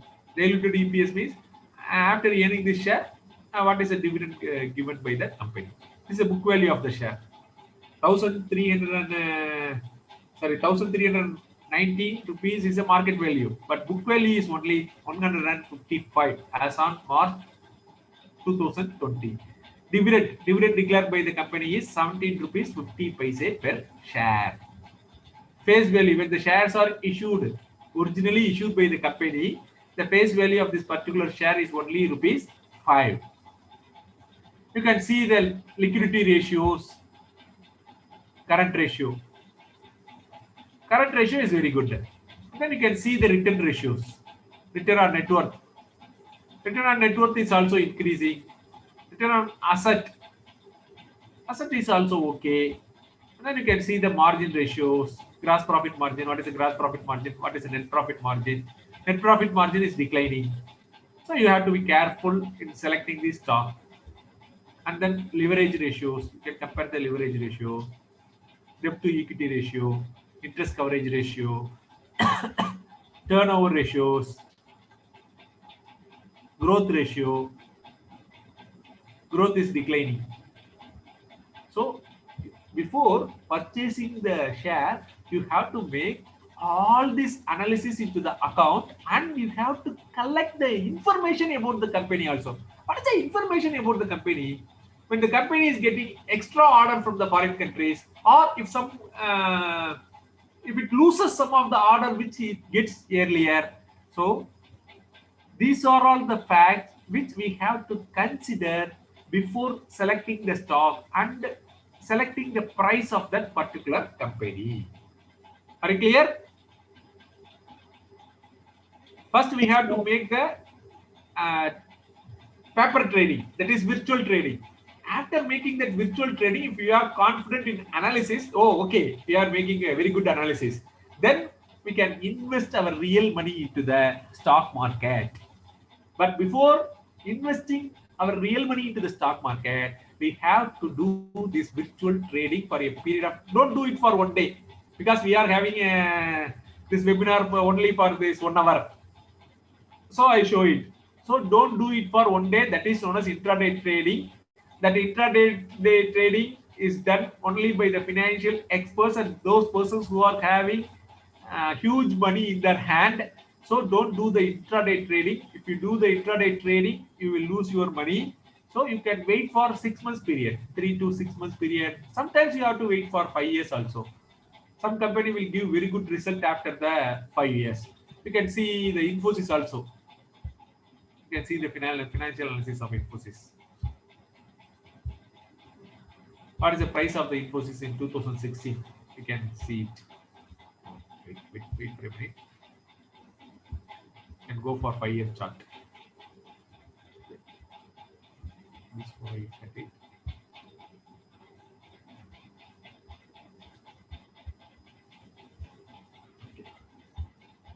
So, any queries or doubts?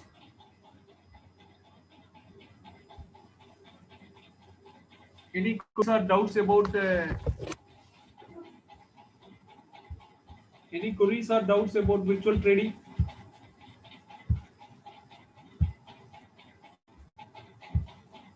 Students, are you in?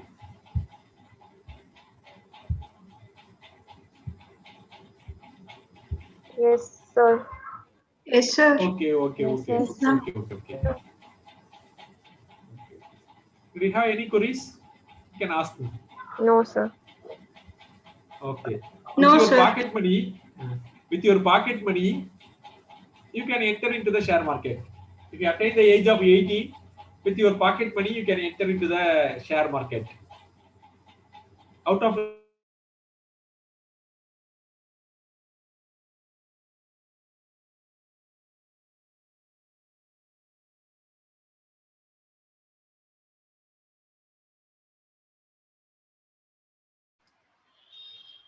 Connecting.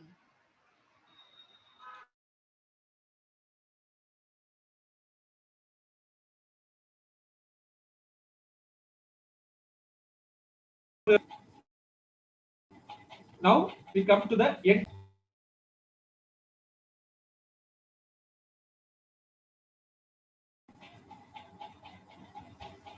Now I come to the end of the session.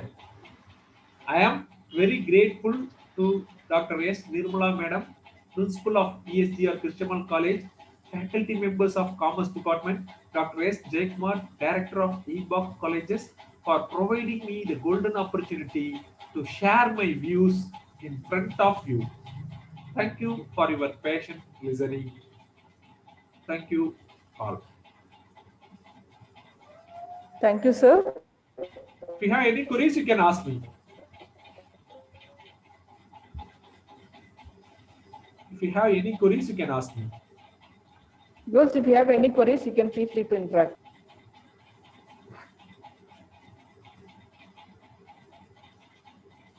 have any queries Girls, regarding? any clarification?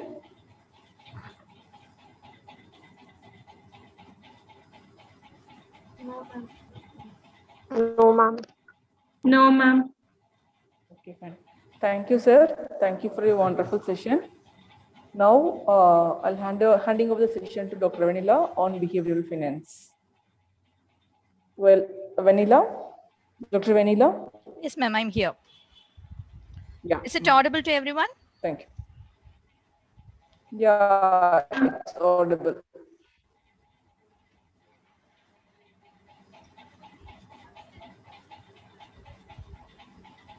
Good morning, students.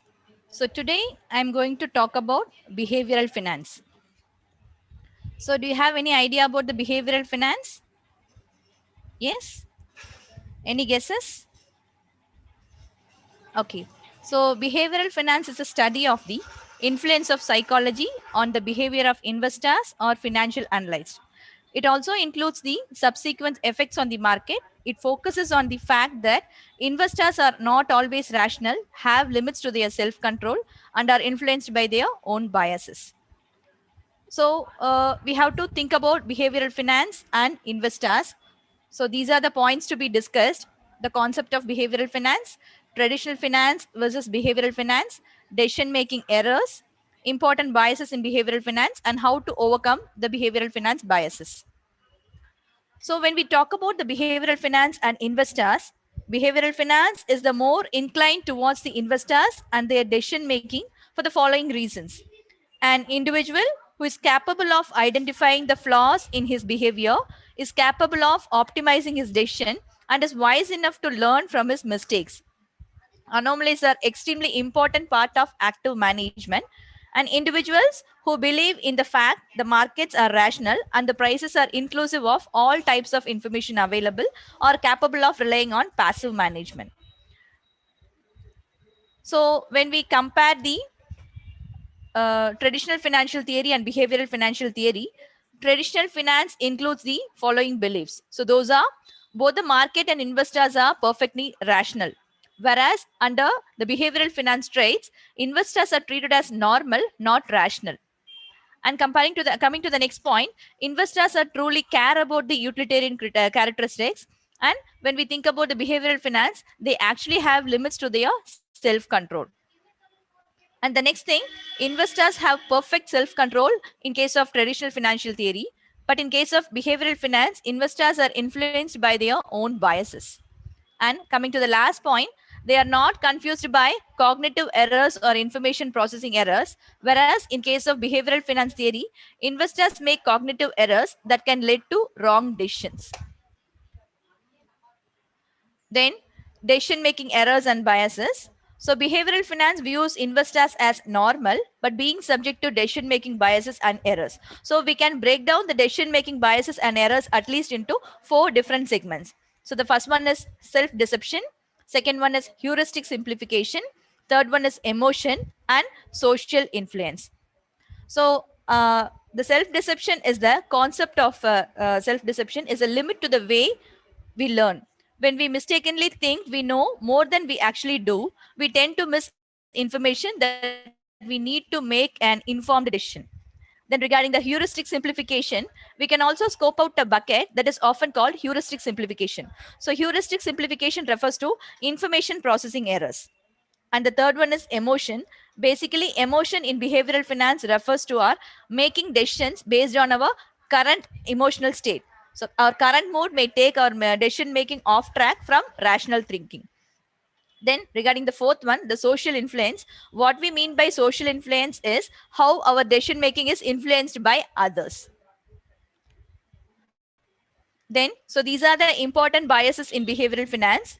So behavioral finance seeks an understanding of the impact of the personal biases on investors. So here is a list of common financial biases. It includes overconfidence and illusion of control. Then second one, self-attribution bias. Then hindsight bias, confirmation bias, the narrative fallacy, representative bias, framing bias, anchoring bias, loss aversion, and herding mentality.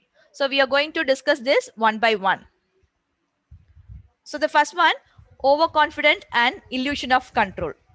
So overconfidence bias is a tendency to hold the false and misleading assessment of our skills, intellect, or talent. In short, it is an egologistical belief that we are better than we actually are. So it can be dangerous bias and is very prolific in behavioral finance and capital markets.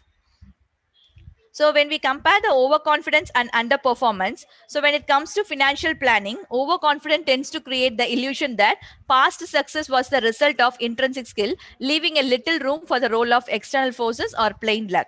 So it is why overconfident investors frequently believe that they can time the market despite the high rate of failure for those who try. Price movements are notoriously unpredictable, and guessing wrong even a few times can significantly impact the returns. So it is also why overconfident investors tend to believe their success with a particular strategy or a kind of investment can be repeated. So believing their picks are sure to perform well, they might over concentrate their portfolios, even though a wealth of evidence shows that a diversified, well-rounded portfolio has performed better over time. Often, overconfidence is the driving force behind the irrational exuberance that creates a market crash. So understanding the markets are going on is one of the most important skills in financing and investing. In this industry, most market analysts consider themselves to be above average in their analytical skills. However, it is obviously a statistical impossibility for the most analysts to be above the average analyst. So one example is that is James Monitor conducted a survey of 300 professional fund managers asking if they believe themselves above average in their ability. Some of them 74% of fund managers responded in the affirmative manner. 74% believed that they were above average at investing. And of the remaining 26%, most that they were average. In short, figures represent a statistical impossibility. So it is fascinating to see how common it is to hear fund managers state something like, "I know everyone thinks they are above average, but I really am." So the types of overconfidence.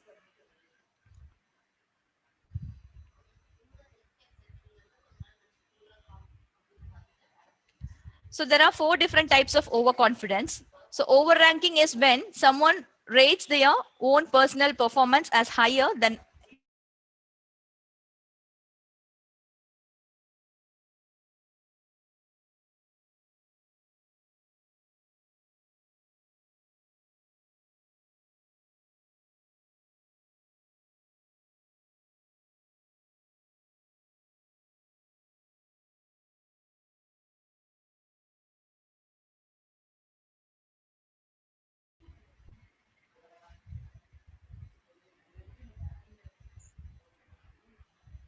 Is it audible to everyone? Is it audible?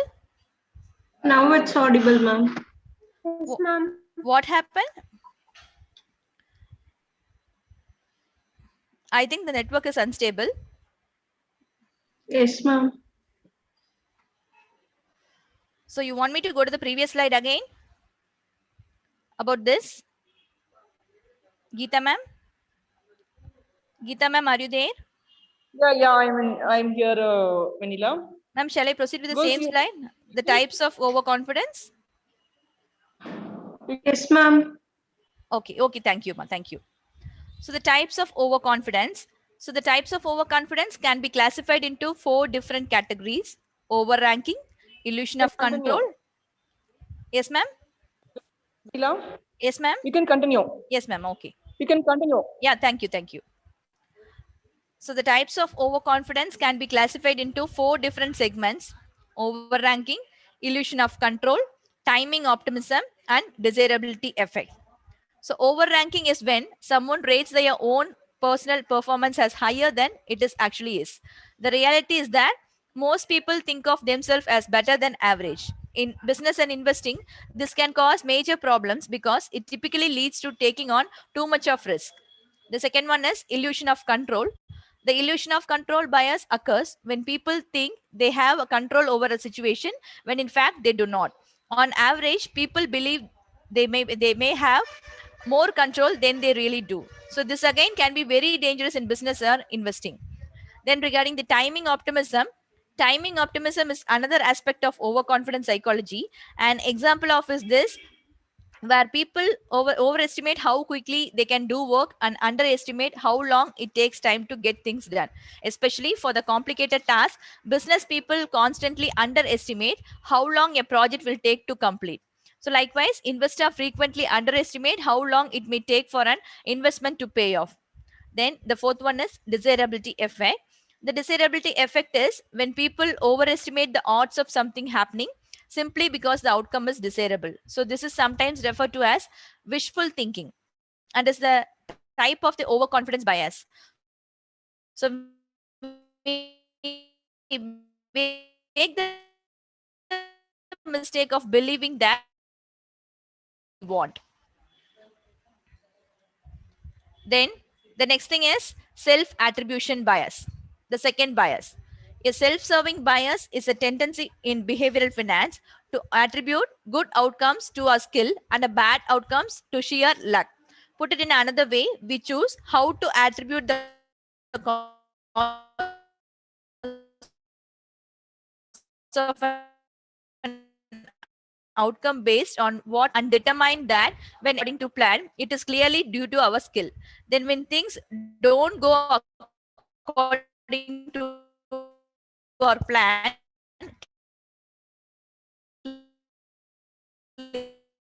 clearly we have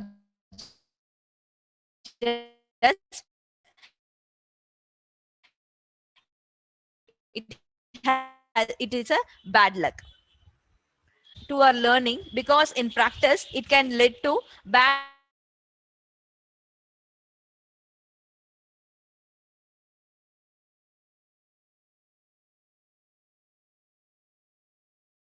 So the next thing is hindsight bias. The second bias. So hindsight bias is the misconception after the fact that they always knew that they were right. So in practice, it can lead to bad outcomes in our learning. So the next thing is hindsight bias. There is a technical difficulty.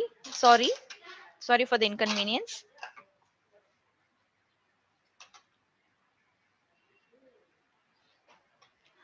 So I'm proceeding with the same slide, how to limit the self-serving bias. So this is a dangerous limit to our learning because in practice it can lead to a bad investment decision and repeating such bad choices. So there can be whole host of reasons why we have had a particular success or failure in the financial market. One of the most effective way is by actually recording and recognizing what actually happened, documenting the reasoning behind your decisions and the outcomes that followed. So think about keeping an investment log or trading journal. Reviewing a well-kept trading journal can be helpful to you easily identify the strength and weakness in your trading. So it can also help you to identify and thereby be able to correct mistakes that you continuously make. So on the positive side, it can help you to identify when and why your analysis was correct. So it is important to acknowledge when we have followed a faulty reasoning that led to a bad outcome. It is only through admitting and examining our mistakes that we can learn from those mistakes. And it is only through recognizing when we have fallen the victim to things such as a self-serving bias that we can learn to avoid such thinking traps in the future.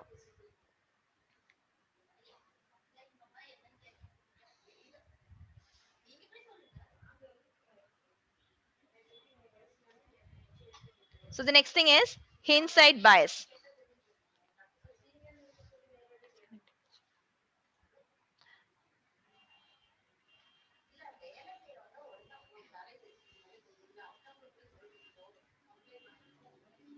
Hindsight bias. So hindsight bias is the misconception after the fact that,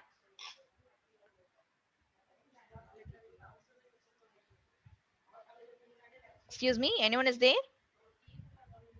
Can you hear me? Yes, ma'am. Okay. Okay, thank you. So hindsight bias. So hindsight bias is the misconception after the fact that they always knew that they were right. Someone may also mistakenly assume that they possessed some special insight or talent in predicting an outcome. So here is an insight bias example. Consider the 2008 financial crisis or the dot-com bubble of the late 1990s. So if you talk to many people now, they may state that all the signs were there and everyone knew it was coming. However, if you examine the history, you learn that analysts or investment professional who were screaming that there was a problem at the time weren't listened to. In fact, they have laughed at the investors largely ignored their warnings. So how to avoid the hindsight bias? So there is a need to keep an investment diary. So we need to map the outcomes of our decisions and reasons behind those decisions to learn from both our wins and our losses. An investment diary also helps mitigate against the bias of self-deception, which again limits our ability to learn. So hindsight bias prevents us from recognizing and learning from our mistakes. So we talk about it as a limit to our learning because we tend to believe that after the fact that we knew that about something all along. So how do we guard against this bias? An investment diary comparing the outcomes to the reasoning behind our investment decision is a good way to keep the hindsight bias in check. So the next thing is confirmation bias. So the confirmation bias is the tendency of the people to pay close attention to information that confirms their belief and ignore information that contradicts it. Our biases tend to limit our ability to make purely rational investment decisions. So here is an example. So let's look at an example of confirmation bias. I have four cards for you. Each has a number on one side and a letter on another side. One of the cards shows an E, that is E for elephant. One shows number 4 on face, one shows K for king on one face, and one has a number 7. I say that a card with a vowel on one side, such as E for elephant, must show an even number on the other side.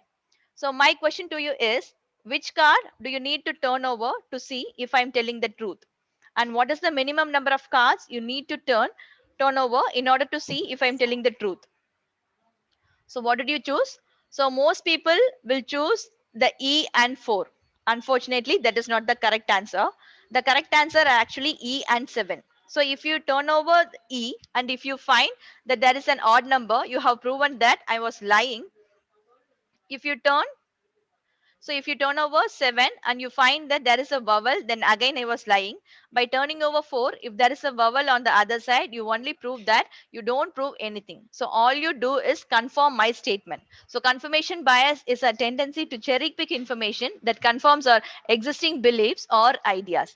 So it explains why people with opposite views on a topic can see the same evidence and come away feeling validating by it. So by understanding this, we can learn to identify it in ourselves and others. We can be cautious of the data that seems to be immediately support our views.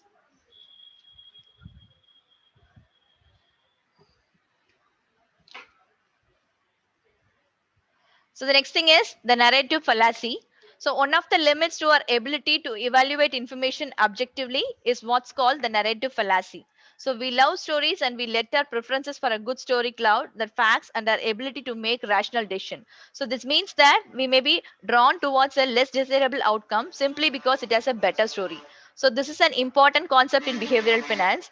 Why do we love narratives and fall into narrative fallacy? So we are all hardwired to love stories. Why do we love stories? Typically, stories have emotional content which appeals to our subconscious or reflexive reasoning because stories have that emotional component that is very easy to remember. So when teachers and lecturing to students, they often use stories. So they do this precisely because they know that the students can more easily retain and recall information contained in stories. So the narrative fallacy stems from this innate love of stories. So there are few issues with the narrative fallacy. The problem with the stories is that they may be negatively govern the way we think. What is interesting in the financial market is that investors often abandon evidence in favor of a good story. So this is one of the reasons why people sometimes shy away from value investing, which forces investors to look at stocks that may not have the best stories. In fact, they often have horrible stories. The most admired stocks have the greatest stories, but they also tend to have the highest prices. Stockbrokers have taken the advantage of narrative fallacy for years, convincing the clients to invest in a stock by telling them a great story about the company. The next one is representative bias. So, representativeness heuristic bias occurs when the similarity of the objects or events confuses people's thinking regarding the probability of an outcome.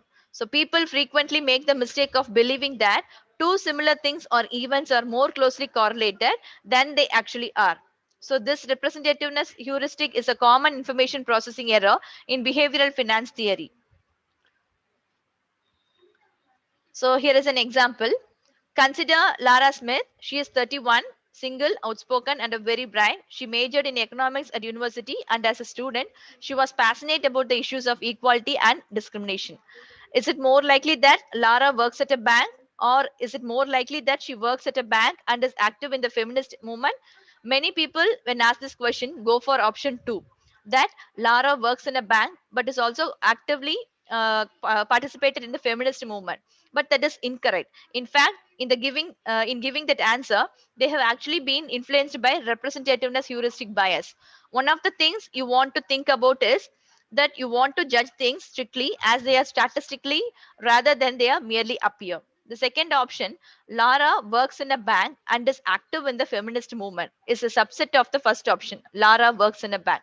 So, because of the fact, the second option can't be more probable than the first one. The next one is framing bias. So, framing bias occurs when people make a decision based on the way the information is presented as opposite to just on the fact themselves. The same fact presented in two different ways can lead to people making different judgment or decision. In behavioral finance, investor may react to a particular opportunity differently depending on how it is presented to them. So, framing bias in finance, the phrasing or how an investment is framed can cause us as investors to change our conclusions about whether the investment is good or bad. What is fascinating is that when investors are not sure of all the facts or in a situation where there are many unknowable factors, there is in fact high probability of reflexive decision making. The probability of being influenced by framing bias is thus also increased.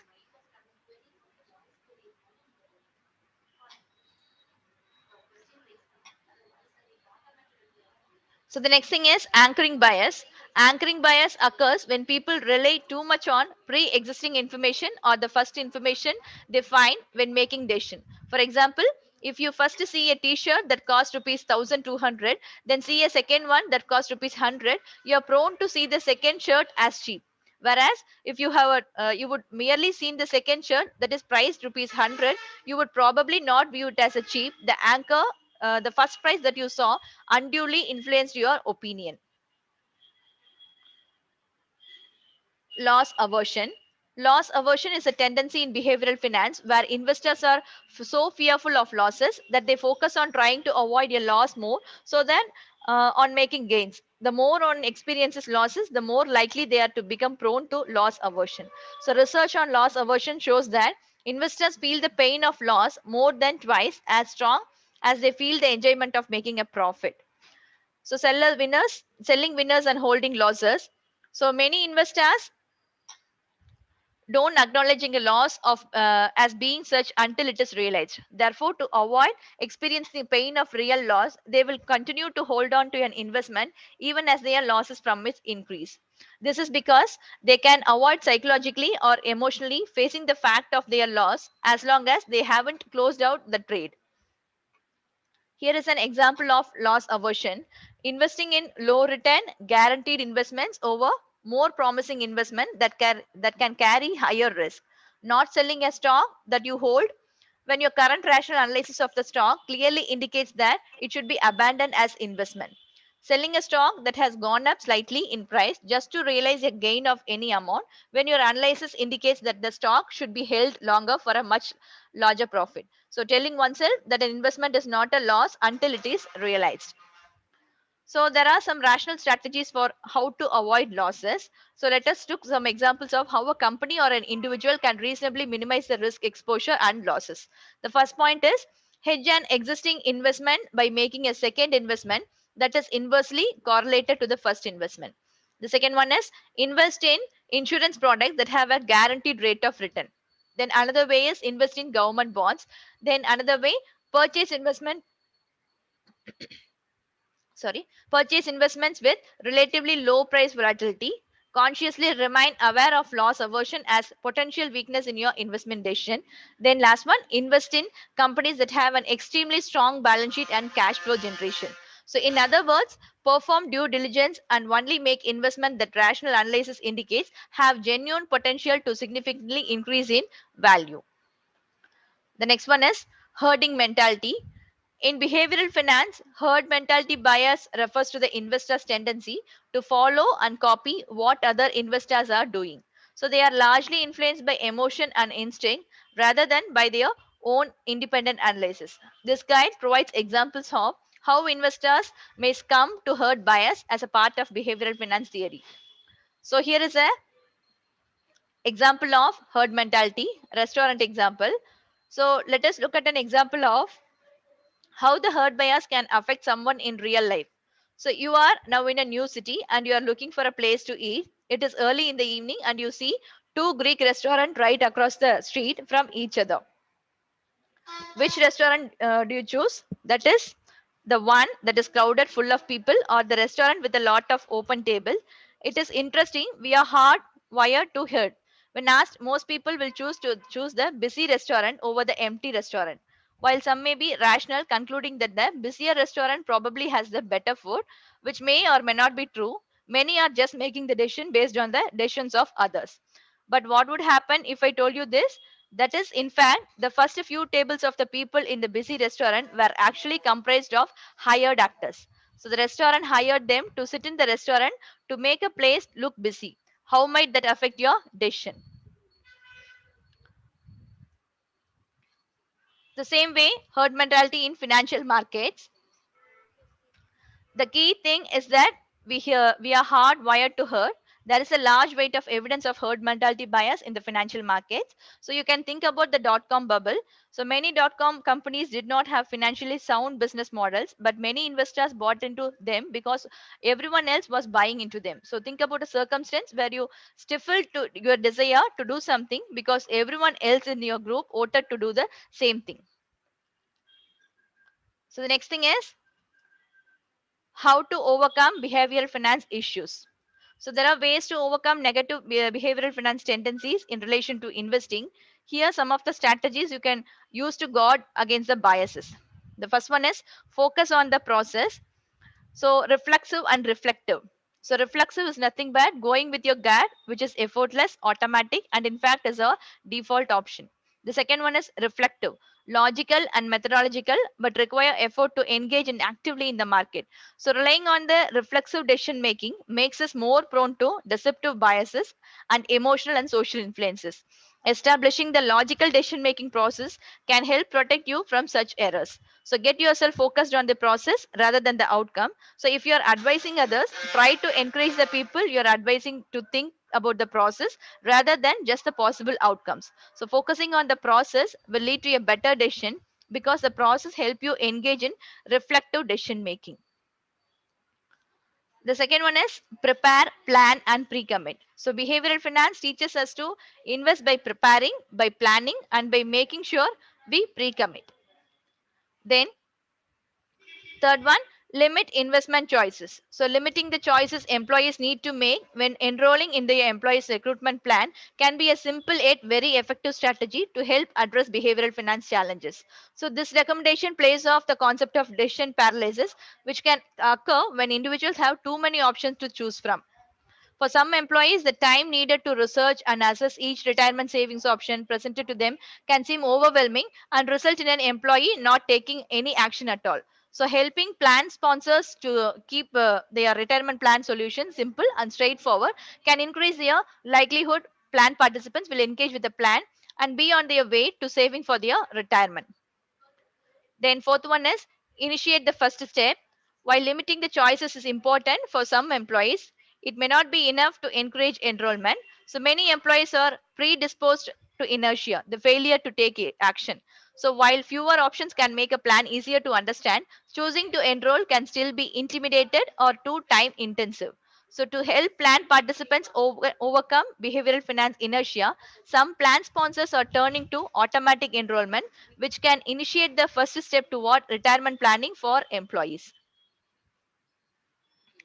So instead of waiting for employees to opt into plans, auto-enrolling participants into a qualified default investment alternative, that is QDIA, helps eliminate two behavioral finance challenges: choice overload and time commitment. At any time, a plan participant can opt out for a plan they are automatically enrolled in, but less work and fewer choices for the participant to make in the outset can often drive higher participation overall. Then finally, make it a habit. While auto enrollment is the key to overcoming the behavioral finance tendency of procrastination, it does not guarantee retirement readiness. So the next step is to help a plan participant accomplish his or retirement goals is to encourage the plan sponsors to incorporate auto escalation as a part of their overall plan design. So auto escalation can be a painless way for participants to incrementally increase the amount they save over time without the contribution rate increasing seeming too dramatic or threatening. So you could even recommend the plan sponsor's time this increase to coincide with the participant's rise or pay increase to help minimize the impact. So let us finish with a quote of Warren Buffett. Investing success doesn't correlate with the IQ after you are above a score of 25. So once you have an ordinary intelligence, then what you need is the temperament to control urges that get others into trouble. So thank you for giving this chance.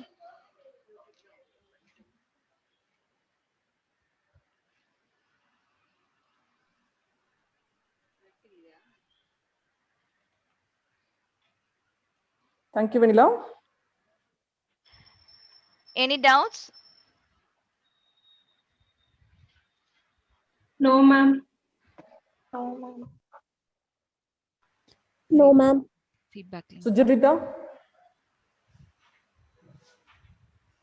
Yeah, ma'am. Yeah. Is Darshna ready? Yeah, she's ready, ma'am. Oh, fine. Okay. Yeah. Thank you, Vanilla, for your wonderful presentation and clear explanation about the behavioral finance. I hope the session was an useful one to the students.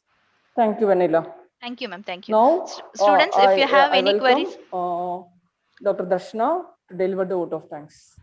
Feedback form for YouTube. Geeta ma'am? Yes. Geeta ma'am, once again. If anyone having the queries and any suggestion regarding the behavioral finance and about all the topics you can send us a mail which is visible in the screen. Feedback link. And please ask the students to fill the feedback form as soon as possible. I'll be posting the feedback link in the chat box. Okay. Students, kindly fill the link, okay? To Thank get you, your ma'am. Thank you. certificate, okay? I'll be posting in the Zoom link. I had posted the link, and the YouTube link also. You'll be getting the feedback link. Kindly click that link and fill all your credentials. You'll be getting the certificate shortly, right? Girls? Okay, ma'am. Yes, ma'am. Kindly check the chat box. The link is there. Okay. Kindly fill the feedback link. Yes, ma'am. This is for your attendance purpose too. Fine. Yes, ma'am. Okay. Okay. Okay.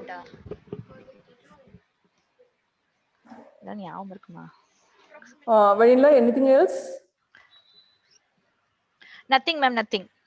Yes. Okay. Okay. Okay. Okay. Darshna?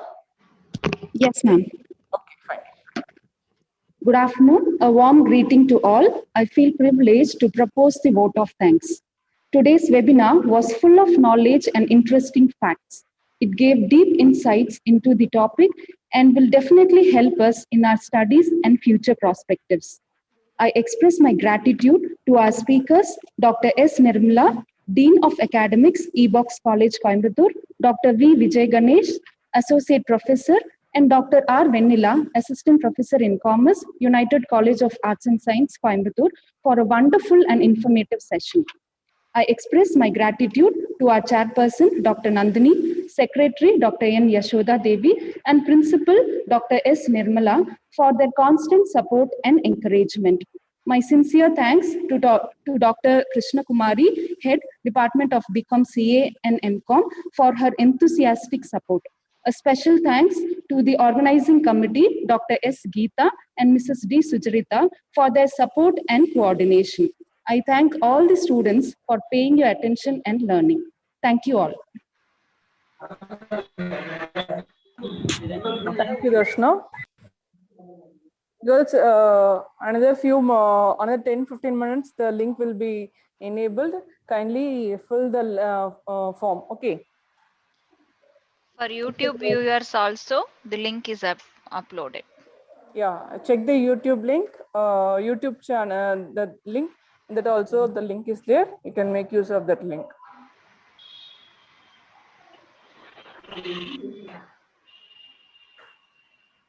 Students, a kind information. So only for the participants who have filled the feedback form will get the certificates. Yeah.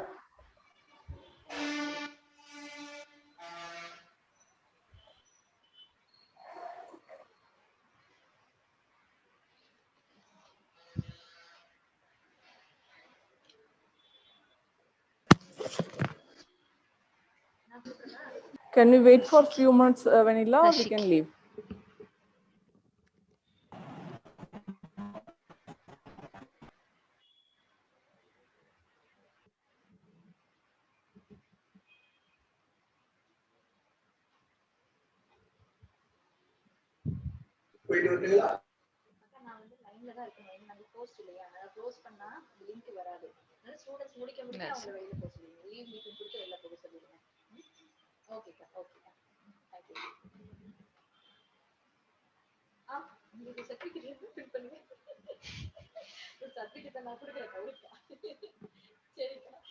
Fraud.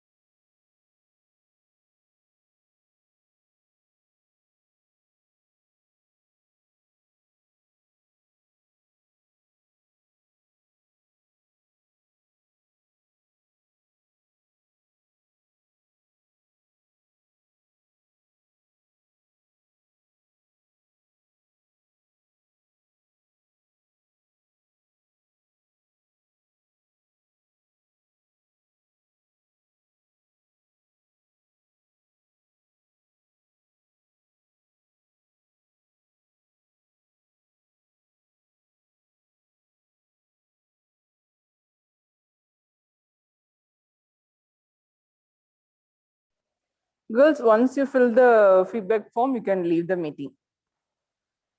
Girls, students? Yes, ma'am. Ma'am. Once you complete the feedback form, you can leave the meeting. Okay. Okay, ma'am. Thank you, ma'am. Thank you. Thank you. Thank you, ma'am. Thank you. Thank you, ma'am. Okay. Thank you.